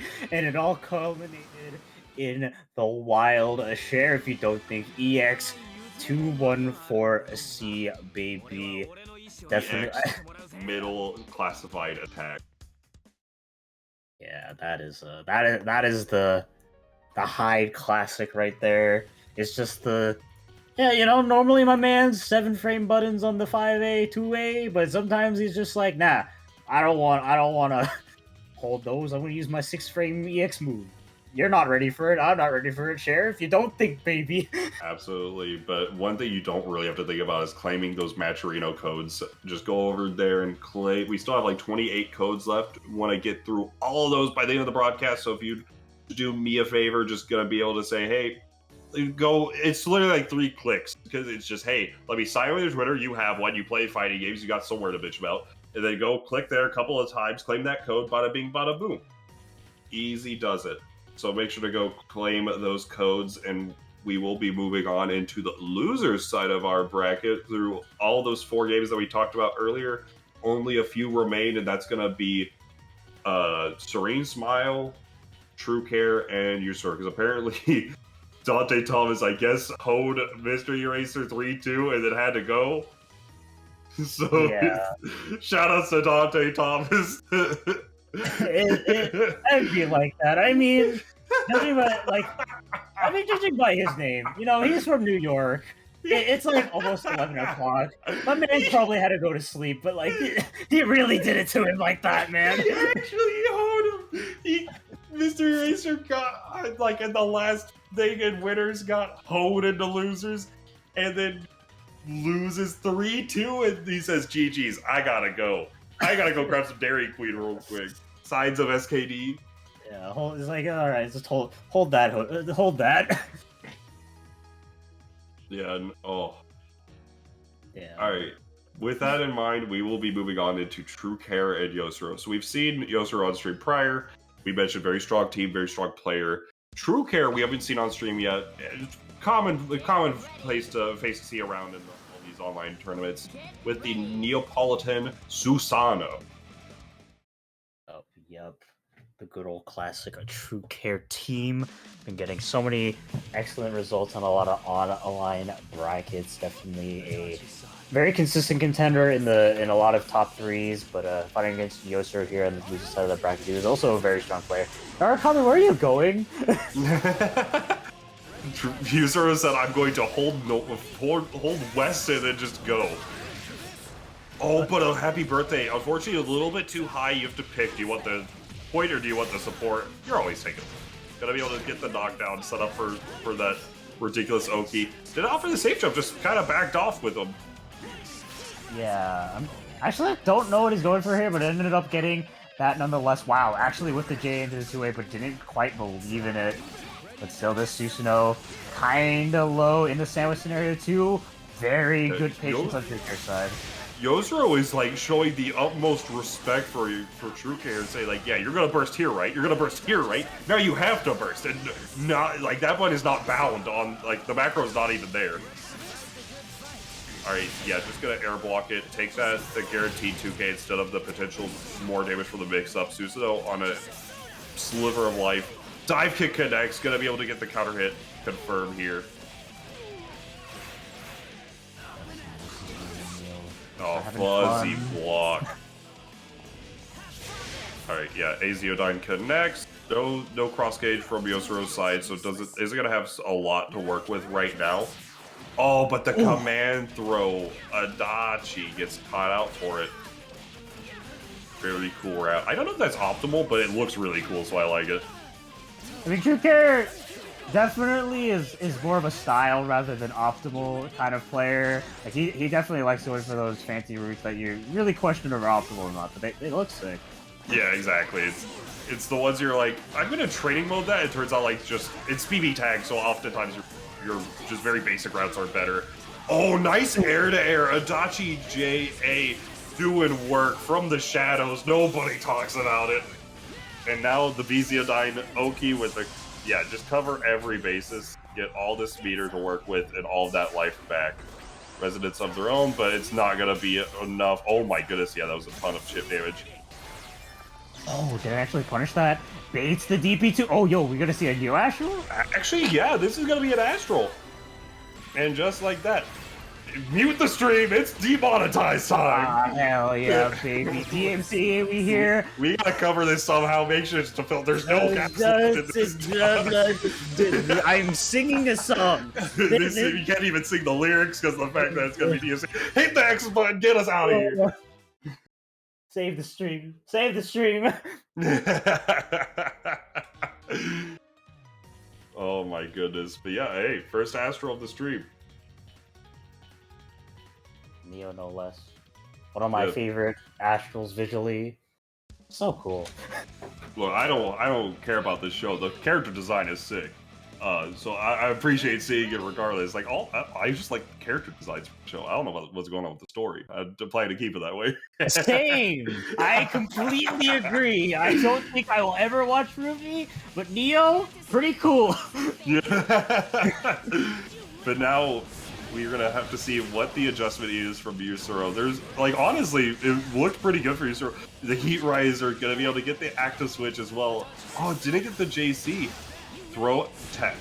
The Heat Riser buff, gone, thanks to that 4P connecting. Now, True Care gets the full, cool-looking combo, spins a bar with it as well. Classic 4K from Neapolitan. Azeodyne connects, what a mix-up to be had, and now just gonna get back to the corner. Gets the goofy stuff started. Oh yeah, again, Yosuro, like, Yosuro believes that everybody is gonna burst at every moment. That's not the case with True Care. Keep it burst safe this time, and yeah, just like that, closing out the Susanoo. Connects on the coming anyways after this setup. Oh, okay, nice. Oh my god. yeah, funky setup. They're gonna be able to just realizing whichever if they're going to tech that way, I'm gonna be able to catch them. Good Neo damage also for the first time in history. Yeah. Like, Neo, if she gets, like, any other starter outside of 5A or 5B, it's a little sogger, but 5A, actually a decent starter. Yeah, and now Adachi mirroring that with just a random assist confirm. Yeah, I mean, it's definitely not comparable to Adachi. I mean, like, Neo can do, like, okay damage, but, I mean, Adachi off anything, it'll hurt. Yeah, he has above average damage in, like, every regard. It's mad funny. I don't know why, but Ori's vision. Yeah. But just like that, opted instead to go for that reset there, and then on the board right there, 1-1.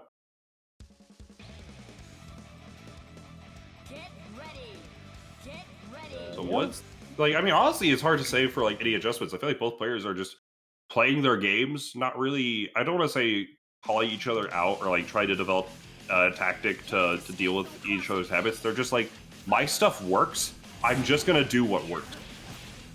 Yeah, pretty much. Like, both sides have, like, definitely been navigating around each other relatively well. Like, True navigating around the Adachi well. Really, Yosho kind of. Oh my god, yeah. That is insane. Also for okay, the burst bait connecting this time. That's insane that Yosoro was like, this is game 3 and has burst baited, or like game, whichever game. Yeah, it's game 3. It's been a set. It just constantly throw baiting, but then the moment he needs to burst, he's like, nah, I don't do that.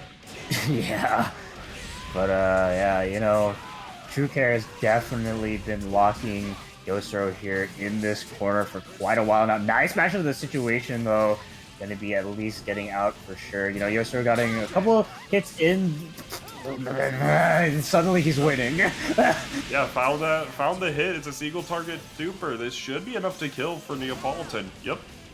Now you're able to just tag in the Narukami and just get something started here. Only res 3 for True Care. It has to pop in early, just wants that meter to work with. Also, making any sort of confirm really hard to deal with for Yosoro. He's gonna get that chip damage.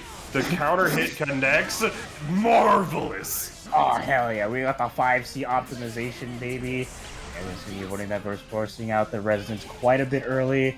Still a, you know, potential one-touch situation here for Adachi. Well, I mean, on both sides, really, depending on what starter it is, but maybe locked in all this pressure, gonna be push blocking out. For like 10k, and Adachi could get like upwards to 9 on any straight confirm. This actually, with the proper optimization, should be enough. Yeah, this is just go for it. Yeah, easy does it. Just like that, gonna be able to close out another game off the stray mash on that 4A. Very good awareness, just saying, you know what? You ain't gonna kill me. No, just simply disrespect your opponent, and I mean, definitely Yosoro is the type of player to not show any fear. He will DP, mash, do whatever in a lot of like scramble situations, pressure situations. Like he can be a very disrespectful player for sure. And we just saw that there. Like even though like Susanoo was literally JBing, like that has a pretty sizable bladder block, so he still mash for it and it caught True Care off guard. Yeah, oh wow, connecting on the assist, but the Azir died mad quick. Alright.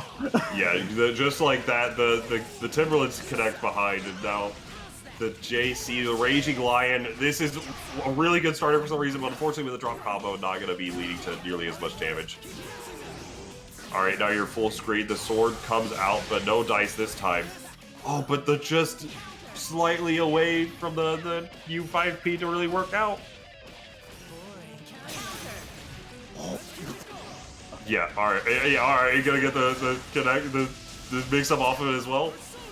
Very good awareness from Yosoro. Still gonna be eating that 5A.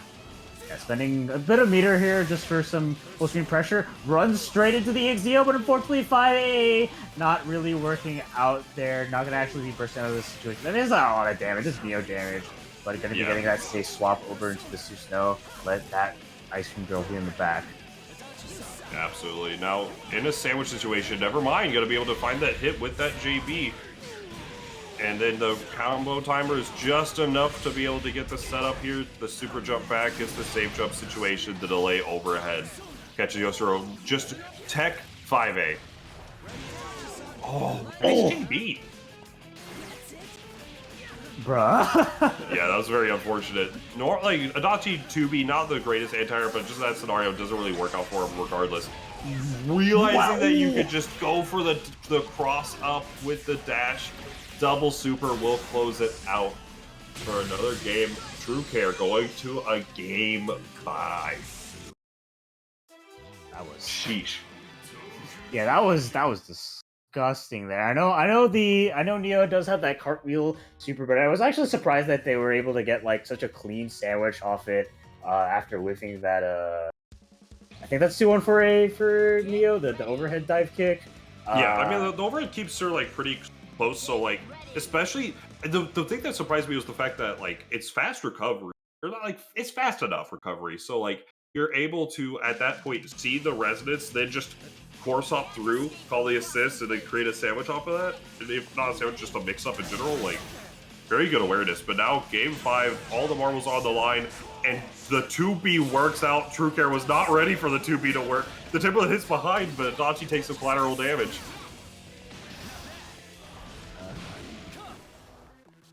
Roach to be backing off. Turn back to neutral, and the overhead able to seal it out. Almost a happy birthday for True Care there, but thankfully Adachi falling out of the situation. Too much dip on the chip, but just going to be another DP into the grab. This should be a kill just with the super. Yep. That's not enough that he had another one to follow up. True Care with just such a healthy life lead. The corpse hop through, even with just this sort of route, you're going to be able to get just the right enough timing to get the cross combo, and then just go into the Susanoo, get the super, and just like that, with a very clean game 5, takes it over Yosuro. We'll be moving on to face Serene Smile. Wait. I think Serene Smile's on the Oh other yeah, Chop side. Suey. Wrong side of the bracket, I was looking around. It'd be like that. I mean, fair enough assumption to make. Serene Smile was in the room. Yeah. Getting mixed up, but so yeah. So that will be Chop Suey versus True Care. Very good play for both those players, but I mean, hey, game 5 and for losers top 8. What more can you say? Definitely strong showing tonight, no matter how they lost. But yeah. Absolutely. And now Serene Smile versus Flower Man. Talked a little bit about it before. Serene Smile, more like your party style of player. That's typically going to be in Flower Man's favor, like in a player matchup. So I'm curious to see how what the adjustments is. Also, the fact that Flower Man plays with Cake a whole lot. You got to have that Rachel experience from like one of the best Rachels in the business. So we'll see how it's going to work out. I'm going to blow my nose real quick, so I'm going to. Yeah, go ahead and do that. But yeah, I mean, Cake and Serene Smile are definitely kind of like two different types of Rachel players. I feel Serene Smile is more of a chaotic, neutral focus, like what the hell is going on type of player, while Cake is a bit more, I guess, aggressive and like really just like locking you down in the corner and gets you all the snatchy mixes. So I mean, it's still Rachel at the end of the day, so there's a lot of the same things being applied here, but two different like kind of styles of play. At yeah, relatively even game so far. Both of them getting a decent amount of hits on each other, at least on the wall for Serene Smile's side, but getting a nice air block of the DP. I thought there was going to be a conversion off that, but no. Yeah, we're back in the wall. They're just having like a hard, like they're finding like these openings, but they're having a hard time like dealing enough damage to each other. But Elizabeth finds the damage on herself, really, but is able to get into the awakening, is able to get like an active switch, so that health will be coming back in droves. Finds the hit and gonna get something started. This should be able to reset the magic gauge enough for a unblockable. Okay. Wow. Yeah, I respect that. I actually respect that a lot. So realizing Serene Smile is like a very active player on defense. So they're like, you know what? I think you're just gonna DP me here. Like it's DP or die, and then decided to block out the situation. Finds the kill here. Elizabeth 9 looking pretty good right now. Oops. Bust out. Yeah, it may be a sandwich, but I'm gonna, you know, 2 hands grab it. With my big meaty claws, the anti-air clashes with the JB. Ooh. Yeah, that's gonna hurt. Oh, Yeah, that's dead. Like, yeah, like Serene was so dead with the Elizabeth, whichever move that is, I have no idea. 2-for-8? 2-4-A, something like that. Once you get the awakening, you get the ice follow-up. Like, the ice adds proration or something. It's like aerial rave style, like proration. Yeah, Very strong. It's just like no scaling. That is an unreasonably good starter. Very Its much. P2 value is like 130. Yeah, something like that. It's always something that Liz players like to throw out, especially in Awakening, just because it's a really good move for like completely Persona invul, catches really far, incredibly good starter, can mind charge into it in Resonance. It's like, yeah, you gotta be careful about that when you play against Rachel, and you've gotta be careful about the 9 teleports because they are completely invul for some godforsaken reason. Just gonna be going through that DP. Set up the unblockable 2. Yeah, this Rachel is bleeding. Go back in the corner. Yo, we're going for another round. Yeah. Second versus was the first. Unfortunate drop on the 2C, though. It does actually connect on there, but what actually gets the hit here? Counter hit on another counter hit. Gets the awakening as well. Morganite just to get something going. Alright, and now just finding these openings with 9. Androdite, just to get some pressure going. Serene Smile. Tough position in the health department.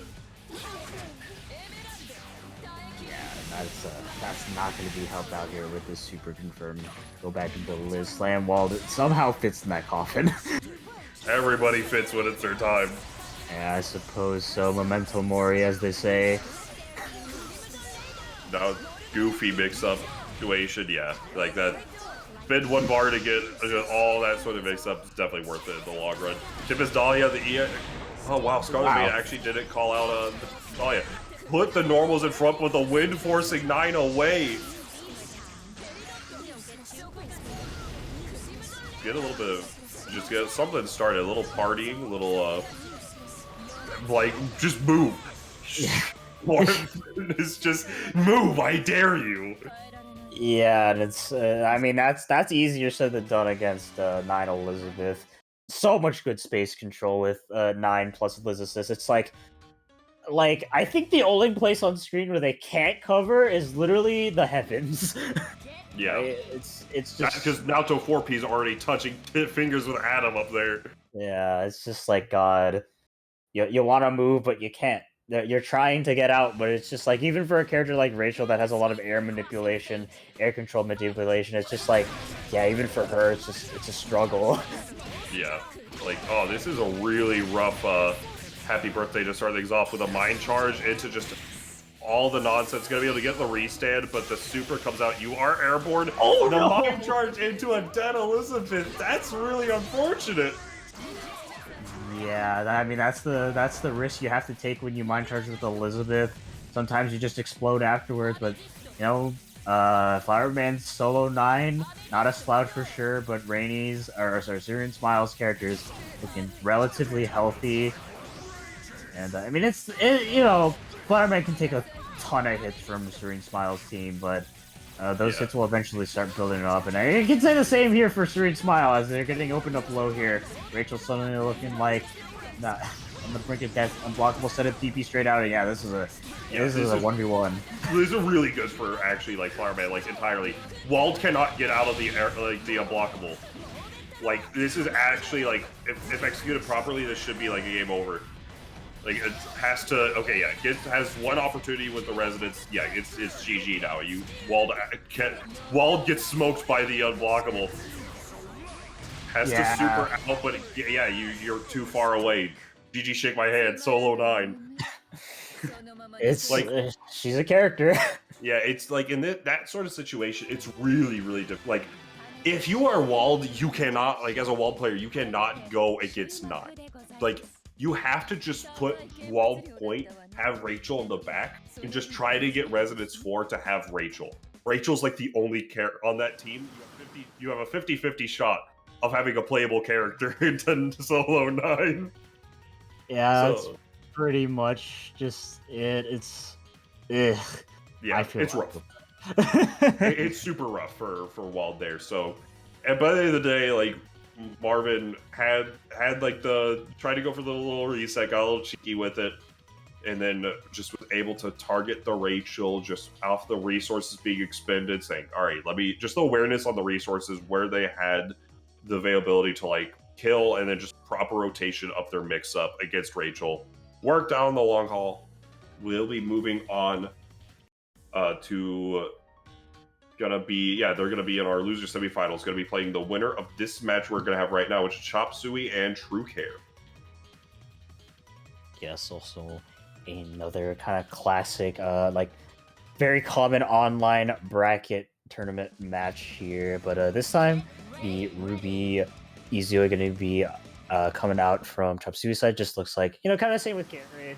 Practicing the team, getting it more prepared. It's always nice to have those side teams for specific matchups, and guessing that's exactly what's going on here. But True Care, had their kind of for a while kind of swapped around with a lot of characters and was messing around, but as of like the recent history, has always stuck with the Neo Susanoo and through the thick and thin. Yeah, no, for sure, and I mean, it's kind of it's odd to see in this like current meta where you have a Ruby character point and a Blazblue character in the back. So it's also a pleasure to see here with Chop's current team that he's running against True Care. But now, see, oh yeah, that's one of the benefits of the Neapolitan dive is the fact that it can call out the just kind of air movement from a lot of people. Oh yeah, not a real safe jump, but going downtown, let me take you for a ride. You're gonna be able to get a lot of damage off this, an easy 8K. Yes. Oh, but couldn't quite stabilize that combo. Gets hit with the Ruby 4P though, but not going to be able to super. Yeah, nice whip punish on the 2-1-4B. Catch out into the Susanoo super. And yeah, these life toodles are being, relatively in True Care's favor, but mostly even. That air DP was insane. Able to get the confirm off of it. Gonna be able to tag into the Susanoo, but because he's a homing incoming, he's hit so high up and the recovery was so long. Ruby's able to get the kill there. And now, pretty sure a lore matchup gonna be Ruby and Neapolitan. Gonna be duking it out. Oh, nice! Woo, okay, nice confirm from the anti-air. Gets the setup we kind of saw earlier, but knowing the setup, gonna be able to tech away. Finds the hit anyways. DPs. Chop forcing a goofy situation against True Care. Yeah, went for the mix-up, but there was no mix-up, only mids.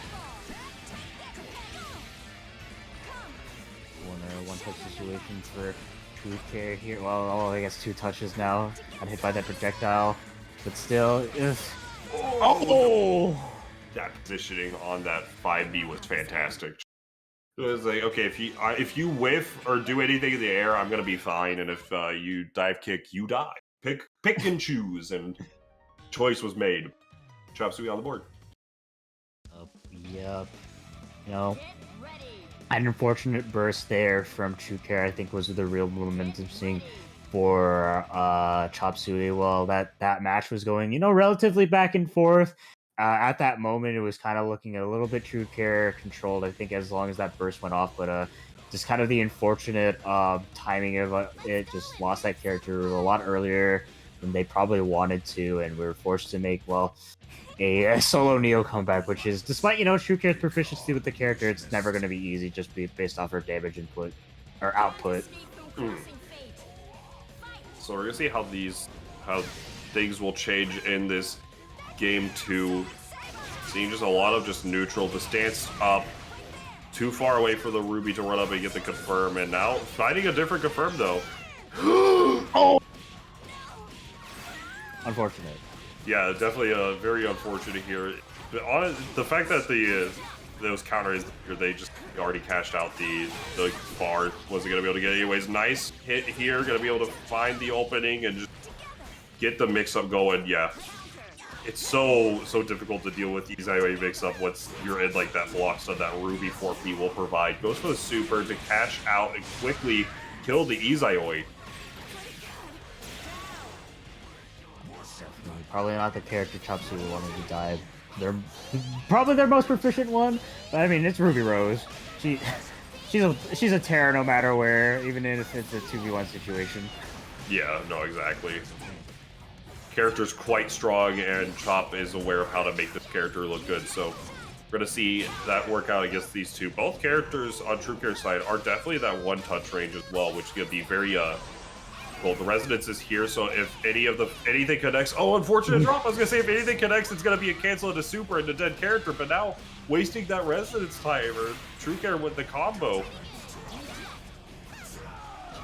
The EXs get that save swap over into the Susan, running out their Resonance. Still well, it's definitely not a one-touch, I don't think, on the Susan, but you gotta be careful about how you call out those Neos. Too many stray hits here or there could lead to her doom.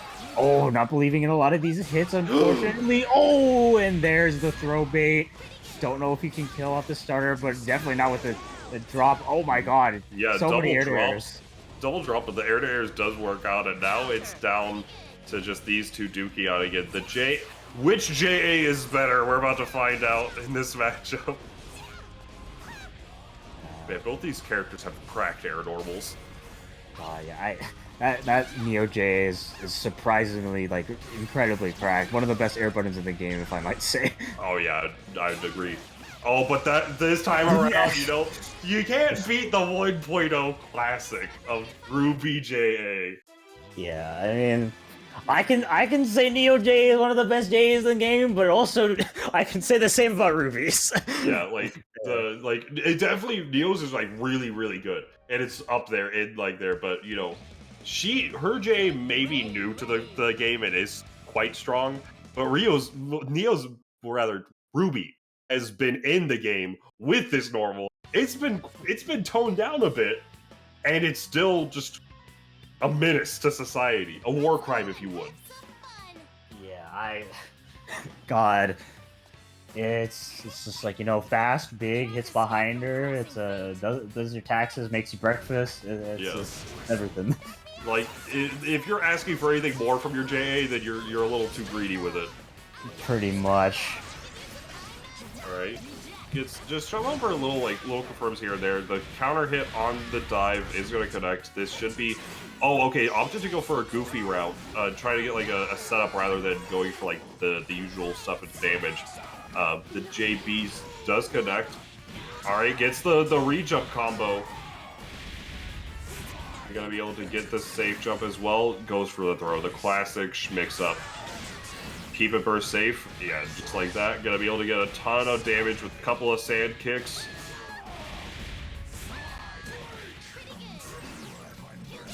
Yeah, good stuff.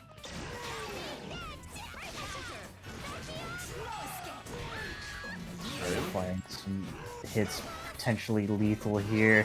Rushing Chop Suey down. Oh, raw active swap, but still not deterred, maintaining the pressure. Yeah, actually not going to be bursting that combo. Could have potentially had some points there, but just going to be letting that Ruby go down. Yeah, just like that. Oh my goodness, that incoming is so deceptive. Hits behind her, just going to be able to get something started for Chop. And like, okay, gets a little bit of a confirm here, a little bit too low to the ground to get any like big ground bounce off of it that you normally want to see. But 2 bars and a resonance activation. Any sort of hit can potentially kill the Neapolitan. Oh, unfortunate to drop. The JA connects, and yeah, that's gonna do it. Chop had to really work from behind there, and just didn't really work out for him this time around. And now, True Care is on the board, 2-1. Yup. Definitely been quite the back and forth between the two, at least in terms of just how the games are like kind of playing out. I mean, it goes for both players for sure, but like that game was very much a True Care found that 1 point of momentum, and while not necessarily like eating combos here and there, Chop Suey was definitely kind of being stuck in the corner for such a long time, and did all they could to get out, like DPs, mashes out, jumps out, everything, but was stuck there for basically the entire match. Yeah, like, just very, very good control. We're gonna see how that's gonna work out in this game for True Care, Chop Suey, let's get it. Game 4. Honestly, like, it's just been the case where, like, Chop, normally we're, like, at least in my experiences, I'm normally really scared of this. The Sasquatch mix-up. But now, like, but we haven't really seen too much, like, Sasquatch mix-up from this game. It's mostly been, like, this team focusing on, like, that neutral side of things. And that might just be because the difference of the team is not running the Chie. Oh my god, yeah, the 2B, signs of it working. Try to go for a throw bait, but no dice from Chop Suey this time around. Oh, nice placement on that JA. Gonna be able to get the full confirm here from it. And too high up for the Izai assist to actually connect. Very good awareness from True Care on Susanoo's burst. Alright. Just gonna get a safe jump off of this. Easy does it.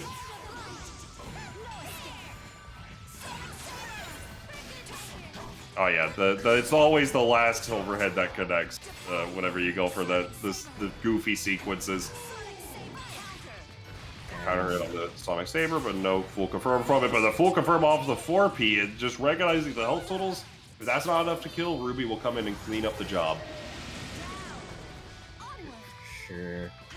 Once again with the solo Neo. Level 4 Resonance has quite a bit of meter to play with, but has to get out of this corner here. We're with the funny overhead mix, not believing quite in that one. Oh, using that opportunity to get that DP bait as well. Gonna be a nice chunk of change here for True Care. Yeah, cash out for the 7.6k. Doubt will be a one-touch situation. Okay, no, after the start of the trick kill. As long as he kills, as long as he cashes out. Yeah, with you have to commit a little bit more resources with Neo, but still works out fair enough for him. EX float gonna not do too much. The counter hit on the air-to-air. The weird hit on Buzzsaw, the sour spot. Now she's not gonna lose to anybody. She's on set point. Next hit will move Chop Suey into the losers semifinals. So we'll see if that is the case. He's just spacing these JAs. It hits so high up. What are you supposed to do? Simply just have to hold the Ruby Rose buttons. Goodness, yeah. Now, just like that, 3-1 over True Care. True Care will be eliminated, taking that 5th place along with Serene Smile. And Chop has the pleasure of facing Flower Man in our loser semifinals. Not a player that you really want to see in whenever moving forwards in a loser's bracket. You don't wipe your brow of any sweat once you see Flower Man in your path. So we'll see how that goes. I want to see a Chie mirror between them, honestly. Oh god. Look, I'll be honest, I am very biased against Chie. I hate that character. Seeing 2 of her, I think I will die physically. She's incredibly funny. Look, if I'm not on the receiving end of her, sure, go ahead. If I am, yeah, I mean, look, that's the classic, right? I from the commentator's booth will say so many things, but at the moment it's like, dude, Yukiko sucks. She's awful character, yada yada. The moment I'm blocking a fan, I'm like, bro, what the fuck? Why is these normals are cracked? Why does she have fans? Why does she throw 2 of those now? I know. It really do feel like that. It's like that with pretty much every character in the game. You watch them and they're like, oh wow, this character's broken, or oh wow, this character sucks. And then when you actually like get in the game, everyone's more broken than your current character. That's just how it works. It is how it do be sometimes. Yeah, it's just like, it doesn't matter. Even Tager, it's just like, oh wow, he just beat me and I'm dead. This character's OD. I heard from a tier list this character's T tier. Yeah, what do you mean? He's kicking my ass. Yeah, I'm getting scooped for 7k off of a scoop and a super. But now we will be going into our loser semifinals coming up right now. It's going to be Flowerman and Chop Suey. Chop Suey we just saw on the stream a second ago. Flowerman we saw a little bit earlier. Going to still be rocking the Hilda Chie, I want to believe. And this time around, picking the Ruby on Chop Suey. Not wanting to opt for the Chie mirror match. I can understand. I I think the world would implode. If two Chie Agniastas collide, I think BBTAG just crashes just straight up. Yeah. So now we're gonna like the Ruby's a good option here also because Hilda has like it's just she's fast, she's got big normals, and she's just can be annoying for Hilda to catch sometimes. Obviously, my statement does not look like it's holding true because Flowerman is controlling Chop Suey's play here perfectly. Here gets the DP on the burst, just able to avoid all of the nonsense. Oh yeah, the first overhead connects, not able to get the second one, and now Chop finding the opportunity to get something started here. What will the mix-up look like on this incoming? Alright. Ooh. Sonic Saber, swap into the Hilda. Alright, just keep it simple. Like, just really just trying to win some of this space war, and right now, Farman's winning it. Able just to really control the pace of how Chop Suey has to play this, and the defensive 4Ps are just doing some work. And just like that, then 2 bars, and that's a kill. Probably expected that cross up there, but it was met with nothing. Just run straight into the Hilda. Definitely, not going to be a kill. Potential next touch situation, forcing out a resonance here, but you are going to be eating this cross combo pressure and a sandwich situation, but a nice jump out. They're going to be avoiding it. Has to make something happen for sure. A lot of that cross combo wasted the resonance and not going to be looking like getting a lot of value out of it, especially getting hit there to end. Gained a good amount of life from it, but it doesn't really matter when Flowerman has had such a huge life total too. Wow, that actually was a very unfortunate drop there. Yeah, that was a really good mix-up, and it just was not ready for the confirm off of it. And the Sonic Saber doing some work, but the 4P a little bit more gets the full confirm off of it. Doesn't have any bars, so it's not going to kill here, but it's all about that Oki. And as the in-game commentator said, good luck after once you get into that sort of situation against the Hilda and Chie composition. Really difficult to make that comeback. God, it's quite disgusting. The team has so many options to hit you on Oki. It's just like, man, I hate this. Quite a good team.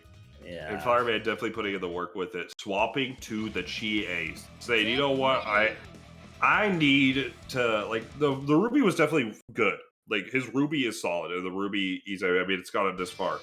But the Chie is, like, the homestay, it's the classic, and I feel like this team is more akin to what you're trying to do with Chop Suey's normal playstyle, is to, like, get this lockdown, and then just mix. Like, just go in. Like, we didn't see too much Sasquatch mix with the Ruby, but now we're gonna see some Darkstalkers come out to play once you're able to get Flowerman to, like, block for a prolonged period of time. Yeah. Just got hit there, sandwich nail, but a nice jump out of the 4P. Yeah, just gonna be surfboarding away. Activates the cross combo. Yeah, just trying to chase him down. Anything but that 4P able to come out, but no conversion just yet. But the fellow 4P gonna be a Chie, but not gonna be a full conversion. Yeah, the Chie definitely, a lot more comfort with just the general use of how to use the assist package so far on Chop Suey's side, but nonetheless, the Hilda is still doing really well at controlling space. And this is what I expected the Chie mirror to be. Just like JC. I need back JC. Yeah, the JCs are definitely prolific. I mean, granted, that JC is cracked, to say the least. Alright, the 6P does come out. 5C's blocked. The instant, like, low blocked as well. The meatballs coming out to play. Double overhead, but is going to be baited out, and now... Oh, nice counter hit 2As. Gonna be able to get something started here. Gonna get the JC, yes, sir. J cracked. I mean, the important part about this is the amount of meteors on deck. This could potentially be a one-touch. Nah, not gonna be able to get any cross-combo shenanigans there. Yeah, it's a weird confirm to get it from, so now, I mean, still fine with it for Chop Suey, because that 4P also doing bad work. I don't even whatever the name of the persona is deserves a raise. God, Tomoe. Yeah, Tomoe. Yeah. You know, they should have given them upgrade versions of Persona 4. Like, Does it need an upgrade? look, It's canonically speaking, they do have upgrades to their Persona. Actually, two of them. I don't want to see the awakened Tomoe's JC. That's gonna have. That's You know gonna. what? I hate the thought too. I take back what I said. It's gonna be old Narukami 6P. Like where you, it's gonna be not even old Narukami 6P. It's gonna be like Persona 4 1.0 Narukami 5P, or even just the Chie 5D hero from there, where it's just it does everything that you could want and more, which already does enough in this game. But with that in mind, we'll be tying up the board now. And big happy birthday to start things off. No, meter penalty is going to be in play, so we're not going to see any sort of like funny business. Only a JC. God, where is this meat girl going? Well, she's going into this Hilda combo.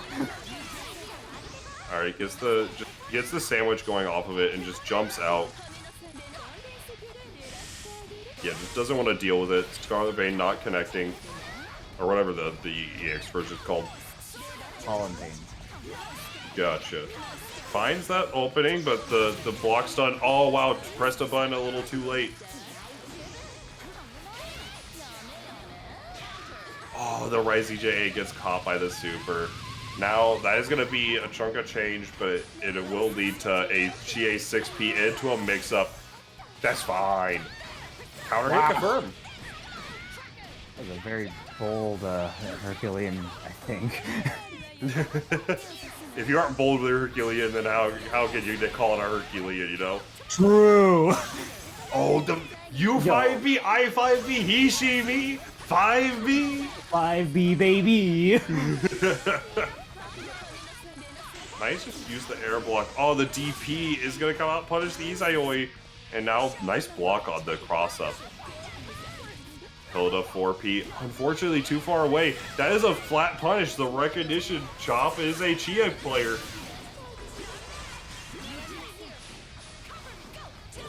Alright. Definitely don't want to let this Hilda play. Nice punish there on the falling pain. Just gonna be running out this resonance. Yeah, I gotta actually spend the cross combo break too. Going to the easy way, definitely kind of the character that might have the scarier mix, but not gonna be getting anything too special. Nice block so far, and it gets the Chie. Actually gonna be killing her off. This is now a 1v1 situation. Yeah, that JB is a sniper normal. It's so good at like dealing with just like any sort of like assist calls. Oh, but a little too high for the full confirm there. 2B does work out for Hilda. Now we're going to be able to find this Farman in a good position, but Chop Suey does have 4 bars to work with. And all he needs is 1 hit. Oh, nice blocks, but yeah, air to air, we're going to work out for him. I know how this ends. Now come, let's be done. Definitely gonna be a good game here for Chop Suey. Actually, yeah, 2-1 in his favor right now. Flowerman kind of on the ropes here. Been sticking with the Hilda Chie all night. So I don't know if they're just going to be sticking with it despite the game deficit. Not going to be swapping over to their main squeeze team. Yeah, this is what they're going to be riding and dying with for tonight. Block it in. Please stand down. And just let's see if it's able to take out Chop Suey, or if Chop Suey is gonna just keep it clean and just find another opening here with the Izayoi Chie. Alright, finds the opening here. Fireman gets relatively first blood, gonna be able to get something started, and now cross combo. Oh yeah, cross him overhead, the first time we've seen it. The power charge.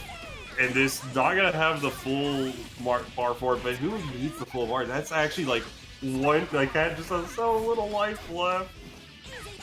Chop fighting an opening now. Good mix up, yeah, Sasquatch, signs of Darkstalkers. Wow, actually the hit stun messed with the confirm there. The JC active switch, very good call from Marvin. Suey definitely on the ropes here in this game. Five beats next. Chop is living on a prayer.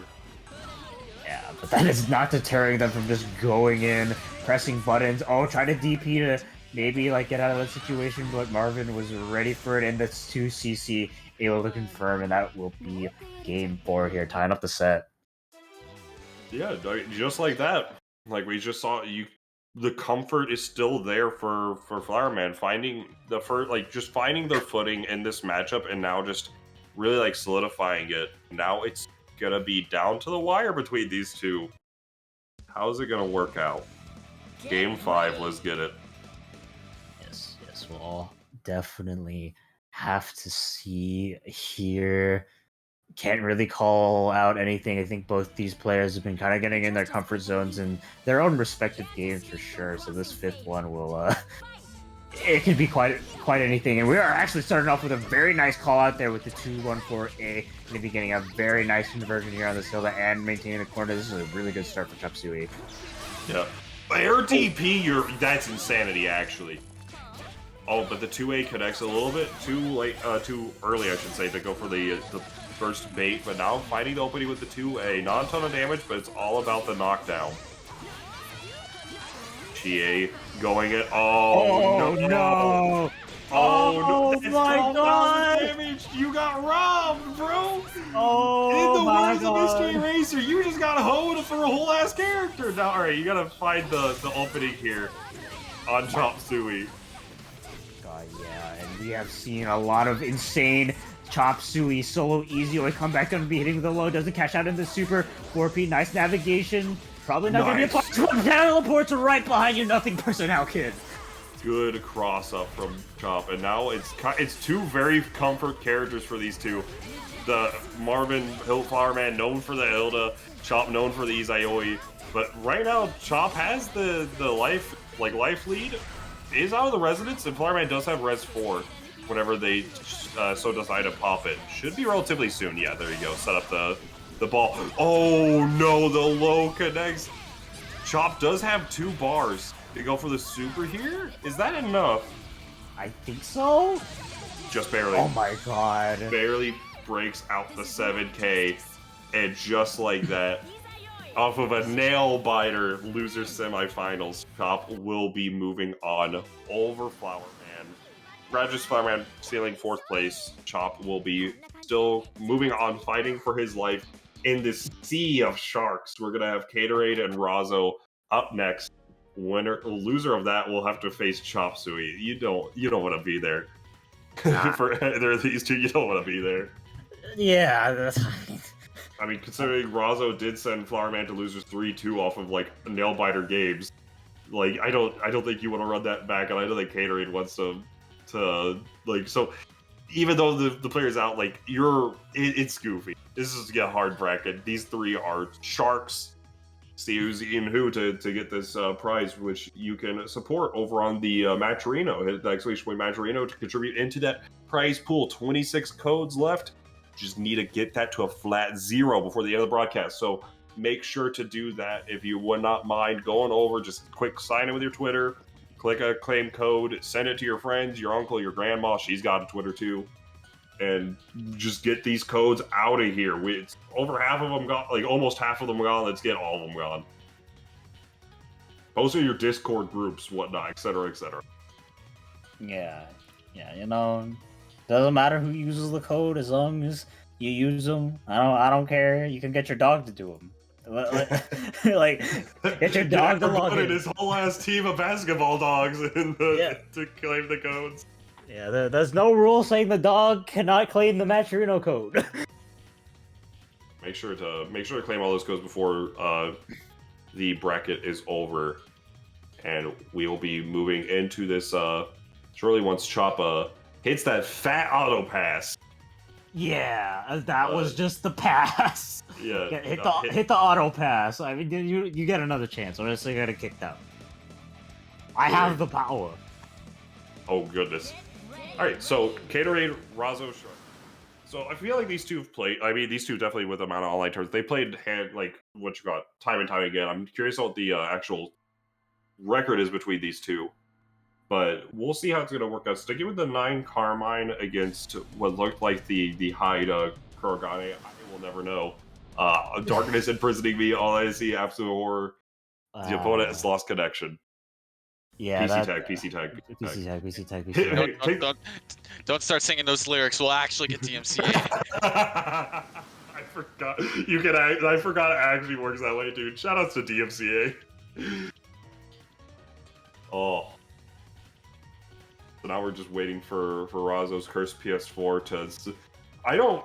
If Razo wins this event, I need like them to take that like prize money or even that intel money and just hire an exorcist. Yeah.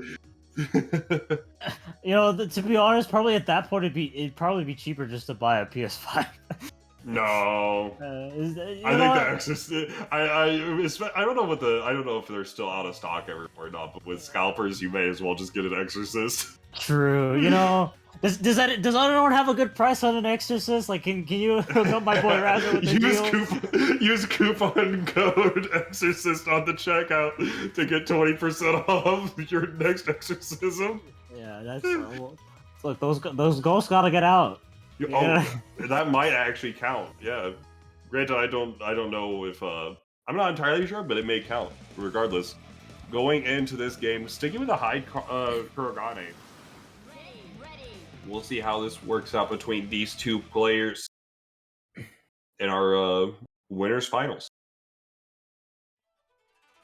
Yes.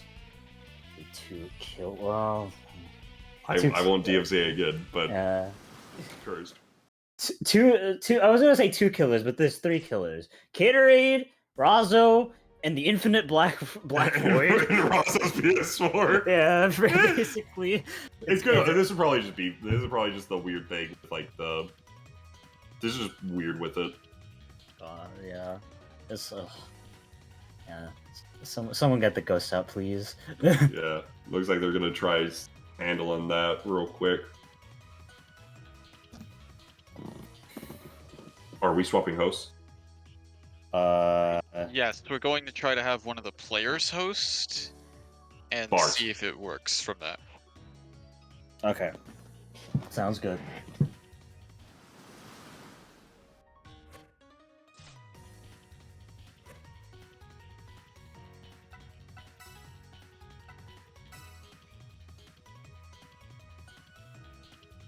They're in. We just need the staff to get on in here.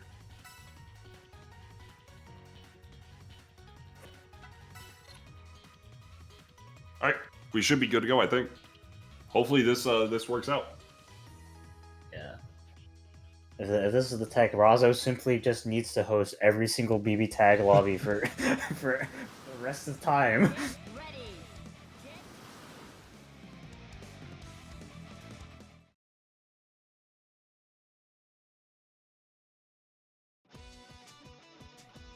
We're in! Oh, we got there! I can't believe it, Razo. I don't know if you can hear me, but you host literally every lobby now. Every single one, even for matches you don't play. Oh my goodness, yeah. No, here we go. All right. Game 1 of this winners finals. We're going to have Caterade, Razo on the left, Caterade on the right. Let's get it. Carmine round start. Okay, yeah, try to call out the 5A round start with that 5A's own. And now the mix-up is here. 5C detected. Only the good, though, not the marvelous. Alright.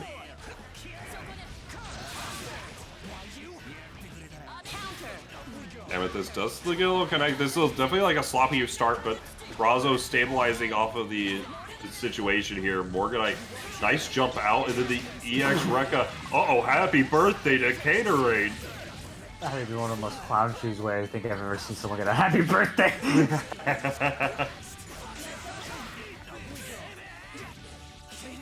Oh no, drop the combo.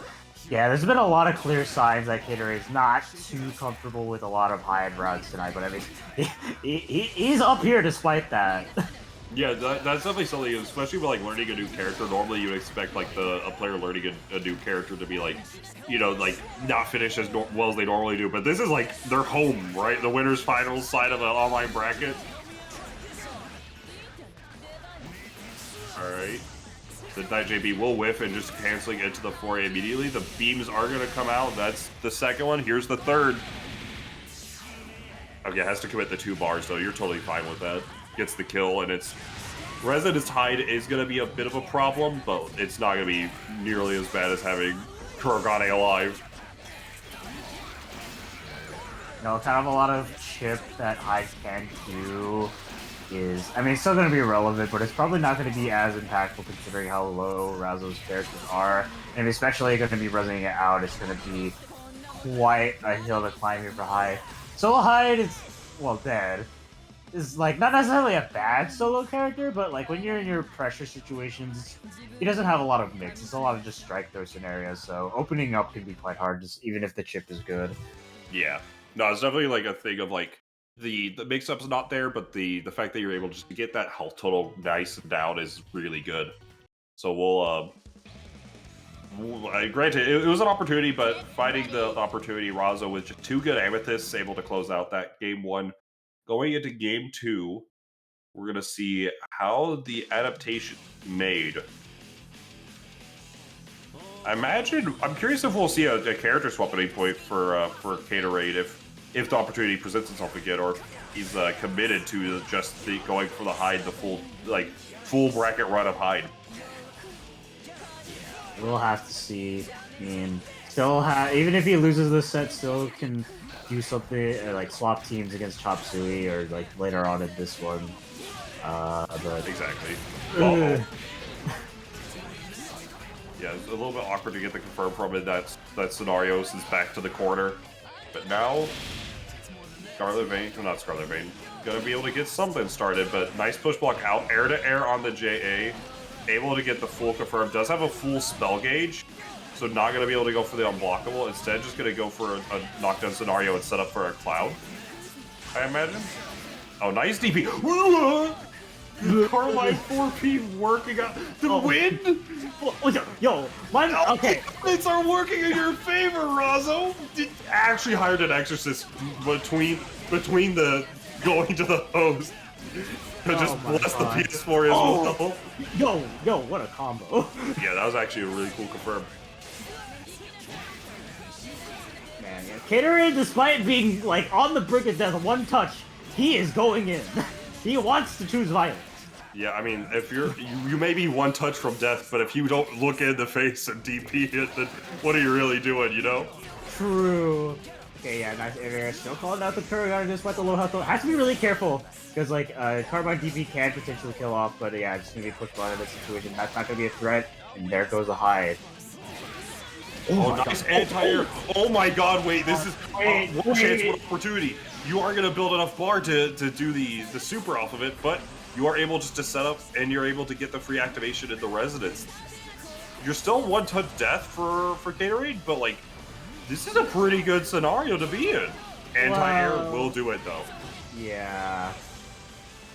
I mean, 9 can definitely imagine it's good at the keep away game against the Kurogane, who is like relatively snubby buttons. So that was, I don't know if I want to say that was an uphill battle, but it's gonna at least be a little bit of a struggle, I think, for the Kurogane to get it. And just right there, able to kind of like zone him out there with the JA, just to take that W. Very close game. So this last one potential last one I should specify, could still go into Caterade's favor, but he's gonna need to dig deep if he's gonna make this reverse sweep happen. Yeah, this is definitely a hard sweep. Like, coming off of, like, I would call it an uphill battle with just the fact that, like, Kurogane's air buttons are, like, not really that good. So especially against 9, who's gonna be the air a lot with the, like, JA and JB, or is gonna be really difficult to kind of contest, especially with both of them are 1-touch.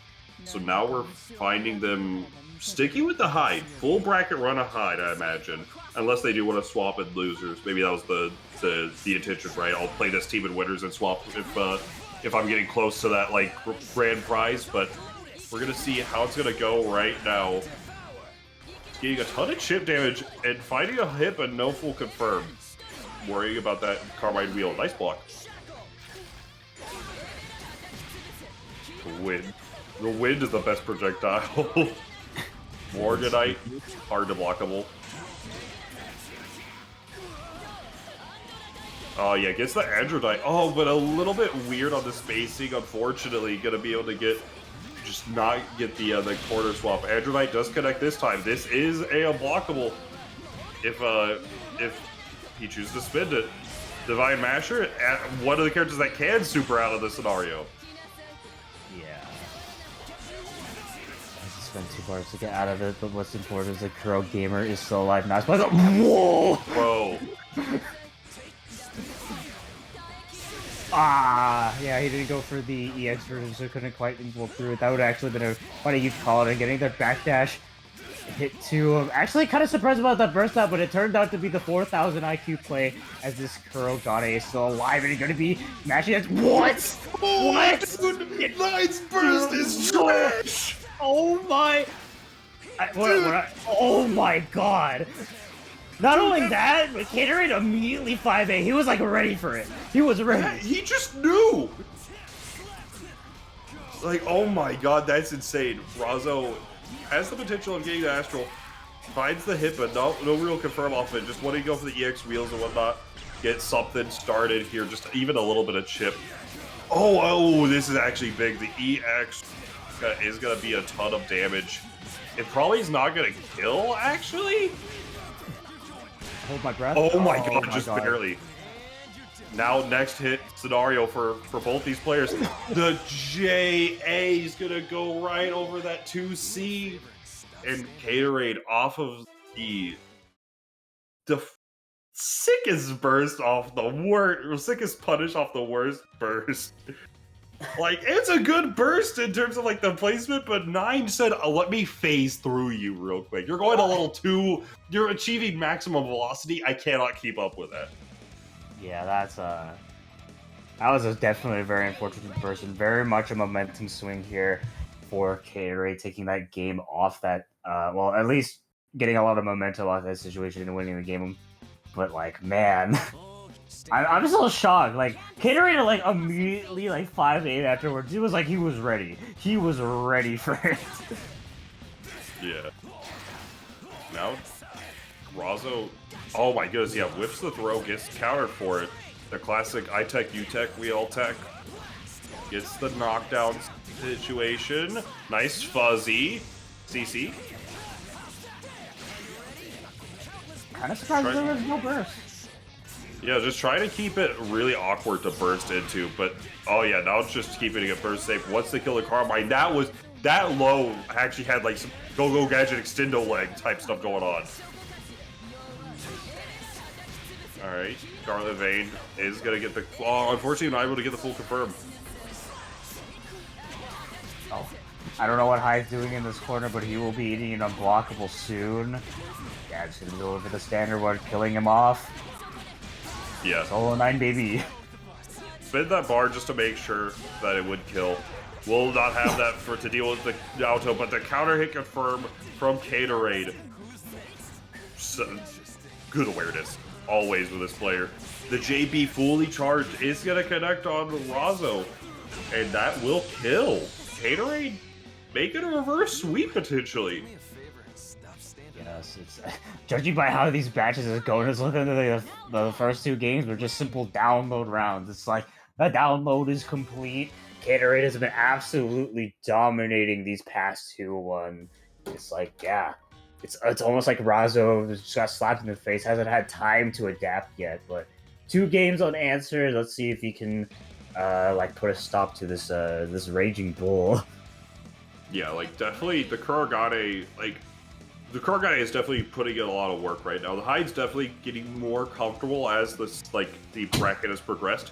But right now, just being able to, like, really, like, find that thing to grasp onto, like, with the Kurogane and just make it work. Also, probably does not help that, like, off of that burst interaction that we saw earlier, and also that, like, I could definitely feel Razo tilting a little bit. So just the composure, like Razo just needs to recompose and just kind of get things going. But PC tag. While we're chanting PC tag, you could go over to the Matcherino and claim those codes. Claim those codes now! We only have what, like 1 or 2 sets left. Yeah, this is the this is winners finals. Then we have losers finals, grand finals. So we only got 3-ish games left. Something I'm not counting anymore. To go over and claim those codes before the bracket is over. Make sure to do that. Tell everybody you know to claim these codes. We're sitting at a fat $106.71. So if you want to increase that pot just by a little bit, go on over and claim a code. Be pretty pog. It wouldn't be just pretty pog, be incredibly pog. Yeah, be a little pog champion. Yes. Cool kids use the Matcherino code. Alright, let's hope they don't get hoed by the ghost was exercised for a bit, but it's coming to get its revenge. Yeah, we'll see in this one. It worked for about 4 games. Okay, thank God. Yeah. That took a second. My heart was just like, no, please. All right, last game. We'll see how it's going to work out with these two. It starts with the EX wheel just to kind of buy that screen space, thinking that Catorade's going to take it up. Unfortunately, the 5-8 does whip. A good check on the 9. Oh, yo, that 2B hitting? Actually not able to stabilize with a 6P. Coming in to hook it up, unfortunately dropping that combo as well. Yeah, oh my goodness, yeah. Nice block on the crossbow as well. EX Bit Sinister, not able to get the full confirm from it, unfortunately. Nice block on that 5A. The DP, Razo is at a huge life deficit here, but, like, still has the resonance advantage currently. Like, has that resonance for if one of the characters do die. Caterade still needs to call a few more assists to get there on his own resonance. Androdite is going to set up for Funky Town, USA. Oh, unfortunately, the 2C does whiff, but able just with off the assist to get something started. But, oh, yeah, good burst from Caterade. Unfortunate whiff on that breath. Nice confirm off that JB. And once again, yeah, just using it just to set up for the unblockable, make it like safe-ish to burst. And now the 6P just barely over Kuragane, skater boying over it. All right, yeah, nice burst. Into one throw bait for the other, and now, oh, unfortunate drop with the 5B. Everybody's in the red. Androdite is so far away! Bro, that was so unfortunate. Yeah, that's insane. A plus $1 million on there. Gonna get the little dash cancel, and now, I mean, Razo's gonna stick with a 9 point. Oh, okay, the DP almost got the confirm from it. Okay, Corinne, now you're down to the 9. Yeah, you have to resonance there, and then it's just one mix-up away. Trying to get some of that life total back. And you're just outside of Rampage time. The moment this is over, you're going to have Rampage time to consider. Building up enough life total where you probably aren't one touch from Caterade, unless it's a really goofy situation. Tons of hard spin. Oh, the EX/Kate is going to do tons. Like, this is a good starter. This might be the goofy situation. Oh, no. Drop the combo. Yeah, but now, you know, Caterade's looking for a way to dump that bar, and Razo has the answer for himself. But the EX/Kate is enough! My goodness. Just like that. Just grasping onto that last little hope with the Kurogane with the reverse sweep. He takes it. Caterade takes over Razo with a 3-2. The download was complete. You know, a little bit of an error at the end there. You know, kind of a back and forth match for sure, but nonetheless, Caterade will be moving on to the grand finals positioning. Yeah, that was quite the insane show of skill. I mean, on both player sides, 100%. Oh, yeah. With Caterade making perfect adaptations, I think, to kind of Razo's play style in order to make that happen. It was just like, you know, choosing aggression at the right spots, knowing how to like properly deal with the unblockable setups, and yeah, it was just really good play. What more can I say? Yeah, like it just nail biters. We've also just all like just well played on both sides, and it just end of the day, the Caterade was able to come out on top off of the just using the EX/Cade perfectly, and we'll see how it's gonna go in this losers finals. Now, Raza will be facing off against Chop Suey, sticking with the 9 Carmine, synchronizing. Okay, we're there. Perfect. I'm so concerned with some of the connection stuff, but it is how it do be. 9 versus the Ruby is going to be kind of annoying for 9. Like, just Ruby's air normals and speed can just contest 9 very well. So we're going to see. So I like this decision from Chop Suey. Start with the Ruby and see how it goes from there. Ooh, very nicely one for B there. Yeah, very good snipe. Oh, Tectaway was not able to get the confirm that, unfortunately.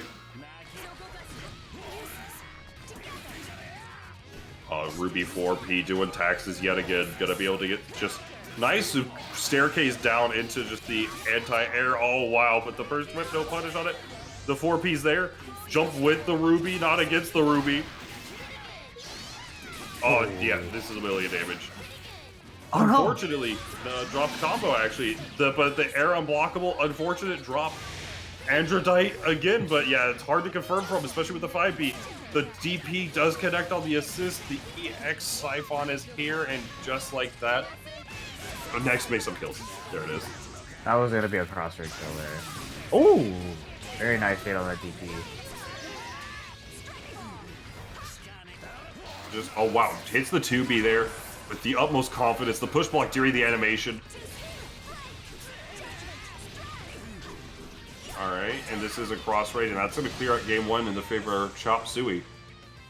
Yes, definitely very slobber knocker of a match that was. Both of them constantly like swinging on each other so often. But yeah, Chop Suey ended up killing off the 9 first. That's like a DP bait like kind of type of situation, and that's just the momentum they needed. Definitely, I feel like whoever killed the character first in that match, just based how chaotic it was like they were kind of like destined to win there. No, yeah, absolutely. And now we're gonna see if that's gonna keep. If this is gonna be the pace of the set, kind of established by Chop Suey, or Braz is gonna like relax off of the definitely like needs to just relax a little bit, take a second, and just like recompose after that the winners finals. To see, definitely you can see some of the play where it's definitely more like aggressive than what we're used to seeing for Razo's style. Yeah, right. Definitely. The sandwich situation is hard to block. Gets the B Siphon out, gets the full staircase combo as well, and then just Gorilla mix up. Gets the situation here. Androdite a little too off though, unfortunately. The B Saber does connect.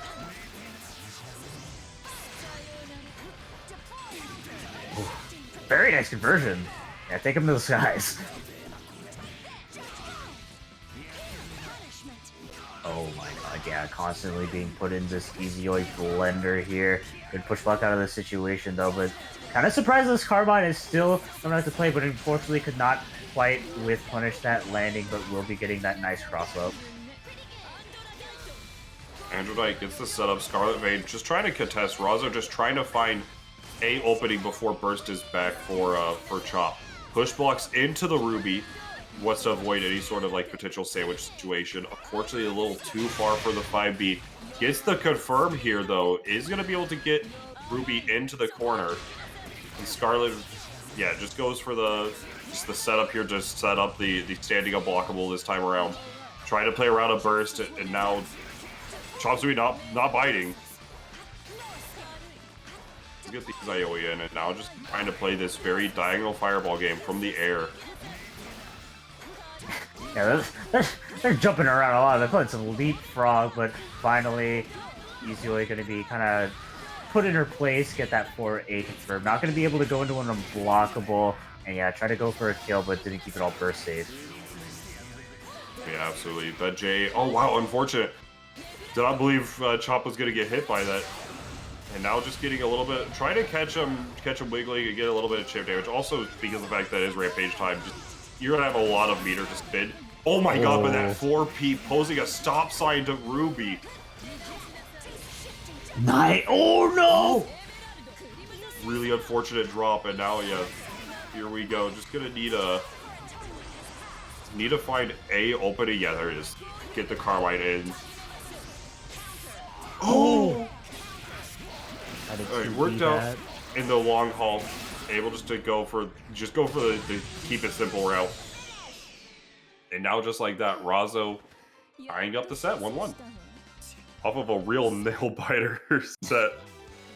Oh boy, yeah. If this is how the set is gonna go down, we are in for quite the long haul for sure. First, most certainly. So we're gonna see how. It's really hard to say how this is gonna go. Like both these players are just consistently one after another. Like there are drops here or there, but like it's the scramble to keep the momentum after the drops has been so wishy-washy. Like sometimes like Razo will drop something and then immediately course correct to get like just big opening and just tons of momentum off of it. Vice versa, to like drop something and then Ruby gets like a 5B and then counter hits and then murders a character. So it's very whoever can keep the momentum at this point is gonna come out the victor. We're gonna see how that's gonna go here in this game 3. Momentum, giving 9 the chance to set up with unblockable. It's gonna be good momentum here for Razo. Okay, yeah, gonna be super out. Can 9 punish that? Nah. No, yeah. The only way she can really punish that is with a full screen super of her own, but did not have the meter on deck for it. Just Carmine doing the stanky leg down there, waiting for Izaioi to get down here. Alright. Trying to get something started with the Carmine now. Chop backing off, just realizing that the space that they want to play at is that like full screen diagonal, just so that you can get cheap stuff like that going on. Alright. Some pressure going. Oh wow, yeah, that's really big for Chop actually deleting that cross gauge. Oh, this is big for Razo too. Spin the bar. Doesn't spin it actually, just keeps it. Because that's not gonna kill. And then just Scarlet Vein. Yes, once again, just kind of playing in the back, playing relatively patiently, just trying to force out an approach from Chop Suey. Yeah, it's a very good space control. Oh, kind of like on both sides so far, but a lot of these hits are going to be a lot more meaningful here for Razo, as Chop Suey definitely does not have the life advantage. Yeah, maintain the pressure, try to get something going, but constantly just escaping.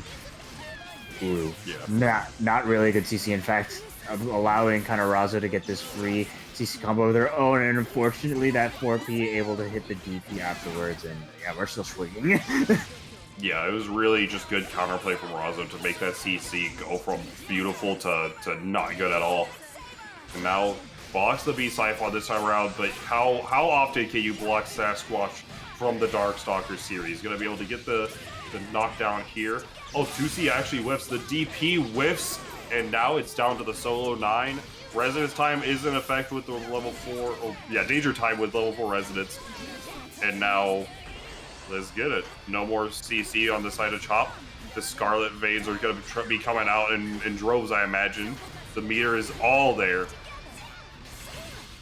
I mean, Chop Suey, like in Rampage time, can definitely be a threat just with those EX projectiles and teleports, but I mean, Nine has like really good tools against that with their own EX moves, but yeah, we're seeing Chop Suey not really abusing, even though he has all this meter to spend, just knows that threat of the Scarlet Vein is there, but oh my god, runs into the... Yeah, that was insane. Oh, counter hit. Yeah, this is gonna kill here. Just keep it simple. I was like, okay, 2C super. I see the B Siphon in my heart's like, oh my god, it's probably gonna kill, but like, if this doesn't kill, bruh. Yeah. The good awareness he's more aware of Ruby's damage than I am, so gonna be able to get it off of just the just the optimal, the speedrun strategy. Yeah. I would have just cross-rated, you know, I would have lost time on my speedrun. Like, that cross-rated animation takes a while. Yeah. It's too many frames. Yeah. You're gonna lose it and try to go into the grand finals loser side skip. But we're gonna see how it's gonna go right now between these two. Chop Suey is up 2-1. Potentially set point here. Razo not out of it, obviously. Gonna have strong player and just made these types of comebacks time and time again. So let's see it. Nice DP. Just gonna be getting out of that sandwich situation immediately, and a good conversion, but doesn't bait out that burst, unfortunately. Oh, very nice contesting afterwards too. Really catching Tsukiyomi off guard. Carmine going to be getting a nice Bloodhouse. Oh, actually a blue beat combo. The whole tech is still a combo. Yeah, it's you know, it's still a combo, but it's a combo that starts with a combo, but it's not a combo. You understand? Yeah, absolutely. Oh boy, yeah, happy birthday. Oh, that's bad. Unfortunate. The boot a little too shy, and now like gets a little punished for it. Doesn't matter too much at the end of the day. Honestly, it's a little worse of a situation to be in for Razo, but like you're still comfortable right now, able just to course correct, and now just trying to get Ruby punished with the fairy, the homie coming in to hit the throw attempt, and now try to find a turn. The chop finds a hit. Oh, never mind. Okay, yeah, easy way able to hook into the back. Won't be confirming that hit, but nonetheless, Chop Suey has really yet to get any solid like damage or OP setups on Razo for sure. And on the back foot for quite a while, not going to be converting off that overhead. I like that option a lot from Chop Suey there, just to like say, okay, you're gonna set the bomb. I'm just gonna push block that out and then tag, so you won't have any threat after. Really good tag point. The sprite. If nobody's got my back, I know my sprite's got my back. Get out of Another rampage time. Oh, 5C whiff spin. So does the 5B. Oh no. This is where it starts. Chop Suey, despite the fact that hasn't gotten any good solid hits, it doesn't matter, a lot of chip damage building up, and just needed that one. Yeah, swap over to the Easy Oi. Oh, but the didn't believe that the A wheel was gonna work out, or maybe believe that like Chop was gonna go for something there and just try to contest, save the Ruby, but now the 4P from the heavens. My goodness, this is really like Razo has tons of life to work with, but this is still not a good situation. Oh, the 2A DP, that's gonna kill Razo here. That's gonna knock them out of the bracket with a 3-1 in the favor of Chop Suey. My goodness, yeah, and it's just very unfortunate way to end the set. Just kind of progress, like just drop after drop, and then just kind of just not really panning out at the end of the day. Unfortunate, but Chop managed to overcome the obstacle, kind of persevere, and now we will have our grand finals. Caterade on the winner side, Chop on the loser side. This shall be a run back from the winners semi-final side of things. Gatorade taking it 3-2 over Chop Suey. Yeah, there's been a lot that has happened since then, and the matches between these two, even outside of the scope of this specific tournament, is usually very close, goes back and forth between the two. So despite the fact that, Gatorade has been, pretty... there's been a little bit of a rough sailing in the winner's side of the bracket, but nonetheless is still sitting very pretty in grand finals. This imposing figure that is Chop Suey will definitely still be at least a wall here. And yeah, I'm excited to see how this match plays out. We got 1 to 2 sets of potential good ass BBTAG coming up for you. But before we get into that, I would like to remind everyone, do the Matcherino if you haven't already. This is basically your last chance to do it. We got 23 codes left. If you're one of those people that haven't used one of those 23 codes, do it before the end of the night. But yeah, that's all I gotta say about that. Let's get on to our grand finals. Chop Suey versus Caterade. Absolutely, we're gonna see who's. I'm curious on how this match goes. Both players are very methodical in their natures. So we're going to see how that's going to play out, if it's going to be a speed run before anybody can claim those codes, or if so you can better go that quick, or if it's going to be just a very nice slow game of BBTAG. We're about to find out. Really slow start. Tons of chip damage on the Ruby here from the just the Orbiters. 5As do connect. There's another one off of that 5P. Yep. Oh, unfortunately, yeah, I went the wrong way with the pogo sticks. Very nice 2B. I thought he was even going to convert off counter hit active swap 2B. Oh my god, yeah, that would have been insane. But nice connects with the JC and tries, almost gets the ender, but Caterade recognizing the burst point, gonna get something started here. Nice use the 2B just to get that little hit and jump cancel it, but nothing too meaningful off of it, but except for this corner pressure. EX Orbiter from downtown, and Sinister to full screen.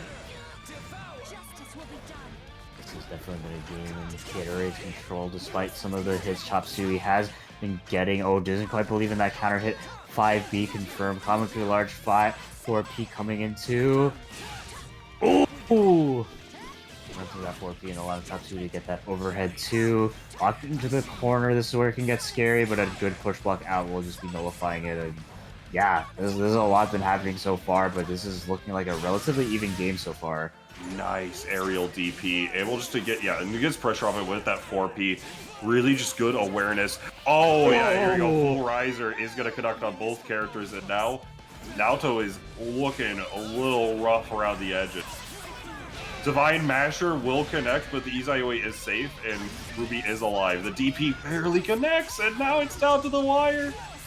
Runs away, but the Divine Masher, it's plus on block if you hit the assist with it, and just like that with the, just that little confirm from that gigantic normal, able to secure the first game in a chaotic fashion. God, that was definitely an emotional roller coaster right there. On God, I was definitely expecting after that Divine Masher carry was just gonna DP. I honestly, I don't recall the bar at this moment, but I was kind of expecting like, yeah, like a DP or like another Divine Masher or whatnot. After hitting the assist first, he already has like 12 or 16 frames of recovery. Like, it's very small for super standard. Yeah. And then he hits the assist verse, so like he's gonna hit a little meteor, so that it's gonna be less like, it's gonna be more block stun basically. So he's like plus there basically. All in all, it's like, yeah, that was like. What the hell are you gonna do? Chop Suey decided to match, which was the right call, but man, I would have gotten hit by something. I don't know what, but something for sure. Oh, most definitely, it'll happen to anybody. Now, finding the opportunity here, Chop is still getting tons of that chip damage on him, and now, or rather, Caterade getting tons of chip damage on Chop, and now not really finding any big hits on either side. First 30 seconds go fairly passively. The CC is going to connect. And now, I was going to say finds an opening, but DP is an EX mid. Share if you do not think with signs of Raiden. Alright, yeah, just realizing, hey, you're going for the A auto cover here. Let me check out. Ruby is bleeding. Yeah, EX mix up. Recognizing that's the only point that you can burst with that, so let me just keep it entirely burst safe. Alright, 9K gets the goofy mix up. Izayoi DP? What is a horizontal hitbox? I only know vertical.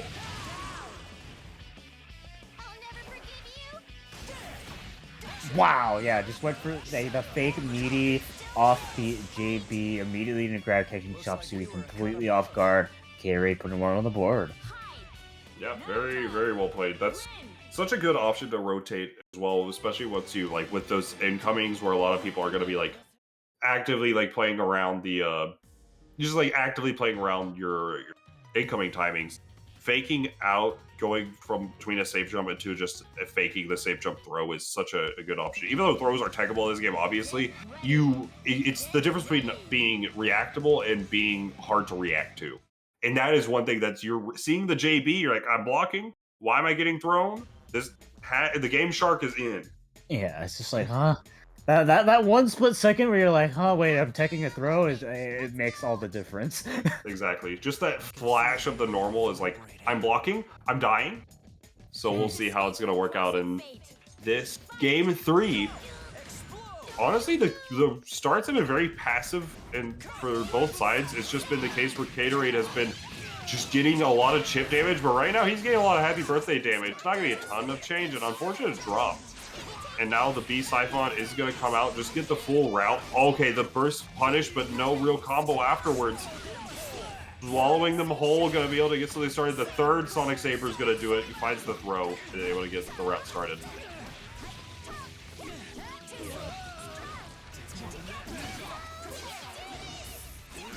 Good blocks on the low. And now the fireballs are coming in hot. Play around that burst that little bit. Sasquatch coming in, but no mix-up.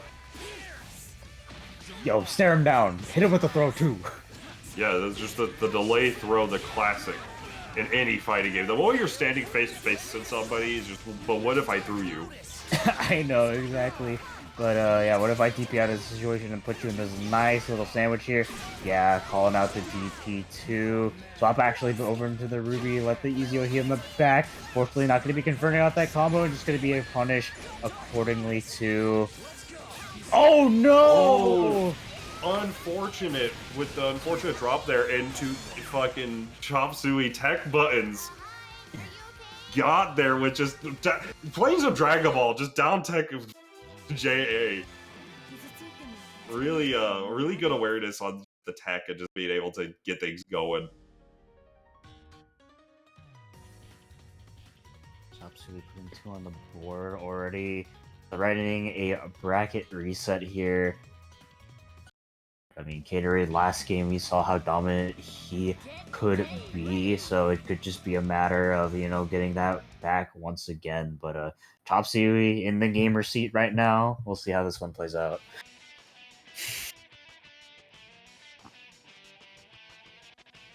Let's go and have some fun. We'll show you our So let's see how it's going to go. Is this going to be a bracket reset on this game? There's still 2 games to work with for Gatorade before the Grand Finals winner side is over, but we may have a part 2. So let's see it real quick. Gatorade off to a good start here. Not going to be a ton of damage, but it's all about that okie doke. The empty low and trying to play as much as he can around the burst.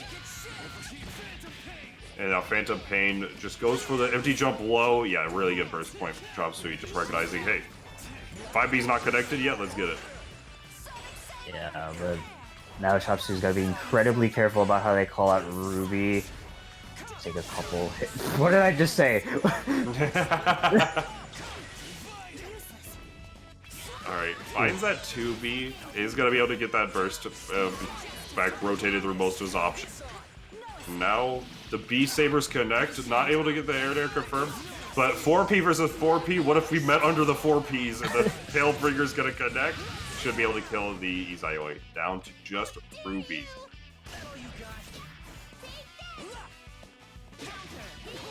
Alright. Sway. Not gonna be confirmed that combo. Good backdash initially, but just got caught on the end.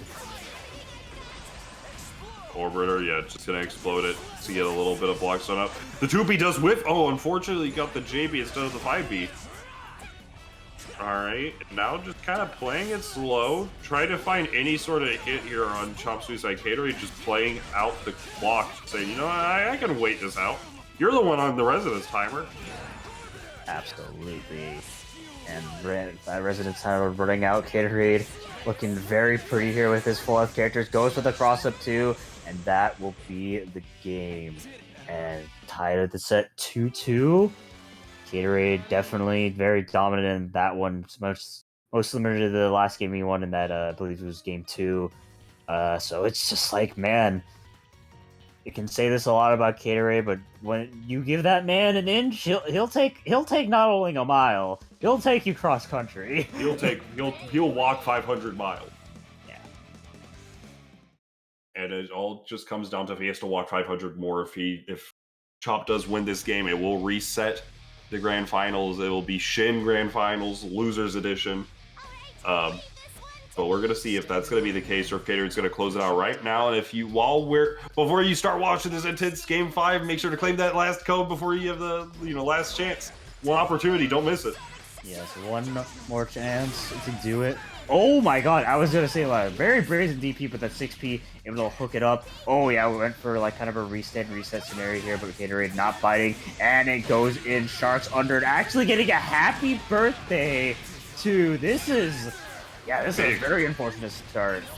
Yeah, this is a lot of damage. Nice push block out from Chop, just recognizing that's the moment he can.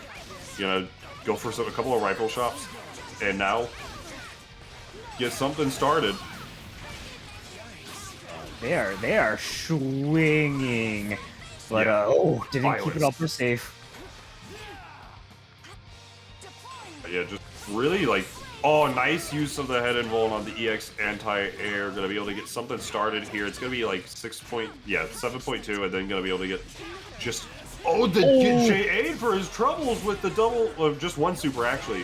The JB connects, and now just like that, the DP Chop putting everything on the table here, and the combo from the DP, he needs it. Yeah, he needs it, Smile. Yeah, gonna be getting the Oki too, and the cross-up. This could be the game here for Caterate. And just like that, with the opponent rejoining the room, I hope, who was the last person? Yeah, Wrath Silk, thank you for claiming that last code, because that will do it for Project Tsukiyomi Prelude. Caterate is your champion, rocking his well-known hide. He's just breaking it out. Shoutouts to Raiden for showing him everything. And goodness, yeah, just fantastic bracket, all things around. Fantastic placement from Chop Suey taking home second place, and likewise to Razo for securing third. They will all be paid out. I'm pretty sure payout is for top 3, unless I'm mistaken. Could be top 8. I'm not entirely sure. And we will see. I assume we'll have some words from Eon, possibly. I'll be real. I'm not entirely sure what's all happening now. Yeah, I'm not sure either. But in the meantime, thank you everyone that has joined us for this project.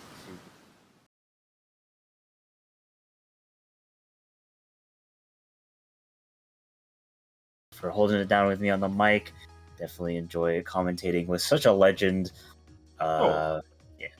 And it's always a pleasure to work with the Wednesday Night Fight crew that you could support. E30 for supporting the stream, running the stream, in fact, and then Master Chief as well for TOing the entire bracket, making it a smooth, easy process. The usual BBTAG, you get like 30 some odd entrants done in under 4 hours. That's good time in my book. So thanks to them. Make sure to support them over on their social medias. Drop a sub for E30 already, would you? Yes, absolutely. Wouldn't be able to run this event or WNF without those two. Always happy, pretty much week in and week out to work with them either here or WNF. It's always a pleasure with those two. But yeah, a special thank you for Eon for hosting the Project Tsukiyomi tournament, making sure that the BBTAG scene gets a little bit more extra food. Definitely very cool of him to spend some time in order for this to happen. And yeah, that's all I have to say. Lon Lily signing out. And we are joined by Eon for probably his final words on the event. Take it away, Chief. Take it away, Chief. Yo, wait, whoa. So, did everyone say their piece? Yeah, go ahead. Yeah. I mean, if you want me to say mine, I'm if that's all right. Yeah, you can go. Yeah, sure. All right.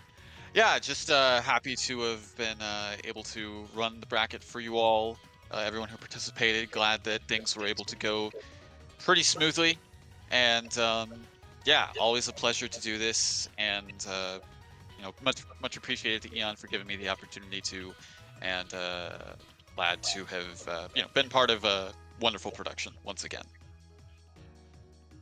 All right. Well, I'm glad everyone enjoyed themselves here. I know I enjoyed myself watching it from a bunch of different places, but I'm happy it went well. Looks like it went smooth, and I'm glad to bring this back because honestly, I missed having this this thing going because it was really cool to see all these players come out and really show what they're made of, and I hope that people keep coming out because I'm gonna bring this back next month. This is gonna be a monthly thing. I'm also gonna be bringing back a lot of different things, so be prepared. So there's a lot of things under the works right now, including just a lot of big projects. That's all I can really say. I don't want to like say too much, of course, but yeah, I'm glad everyone had fun, and I'm glad. I want to thank everyone that helped me out, including E30, BoJack, Long Lily. She couldn't have done this without them because this isn't something you can do by yourself, of course. So I really appreciate all of you coming out, honestly.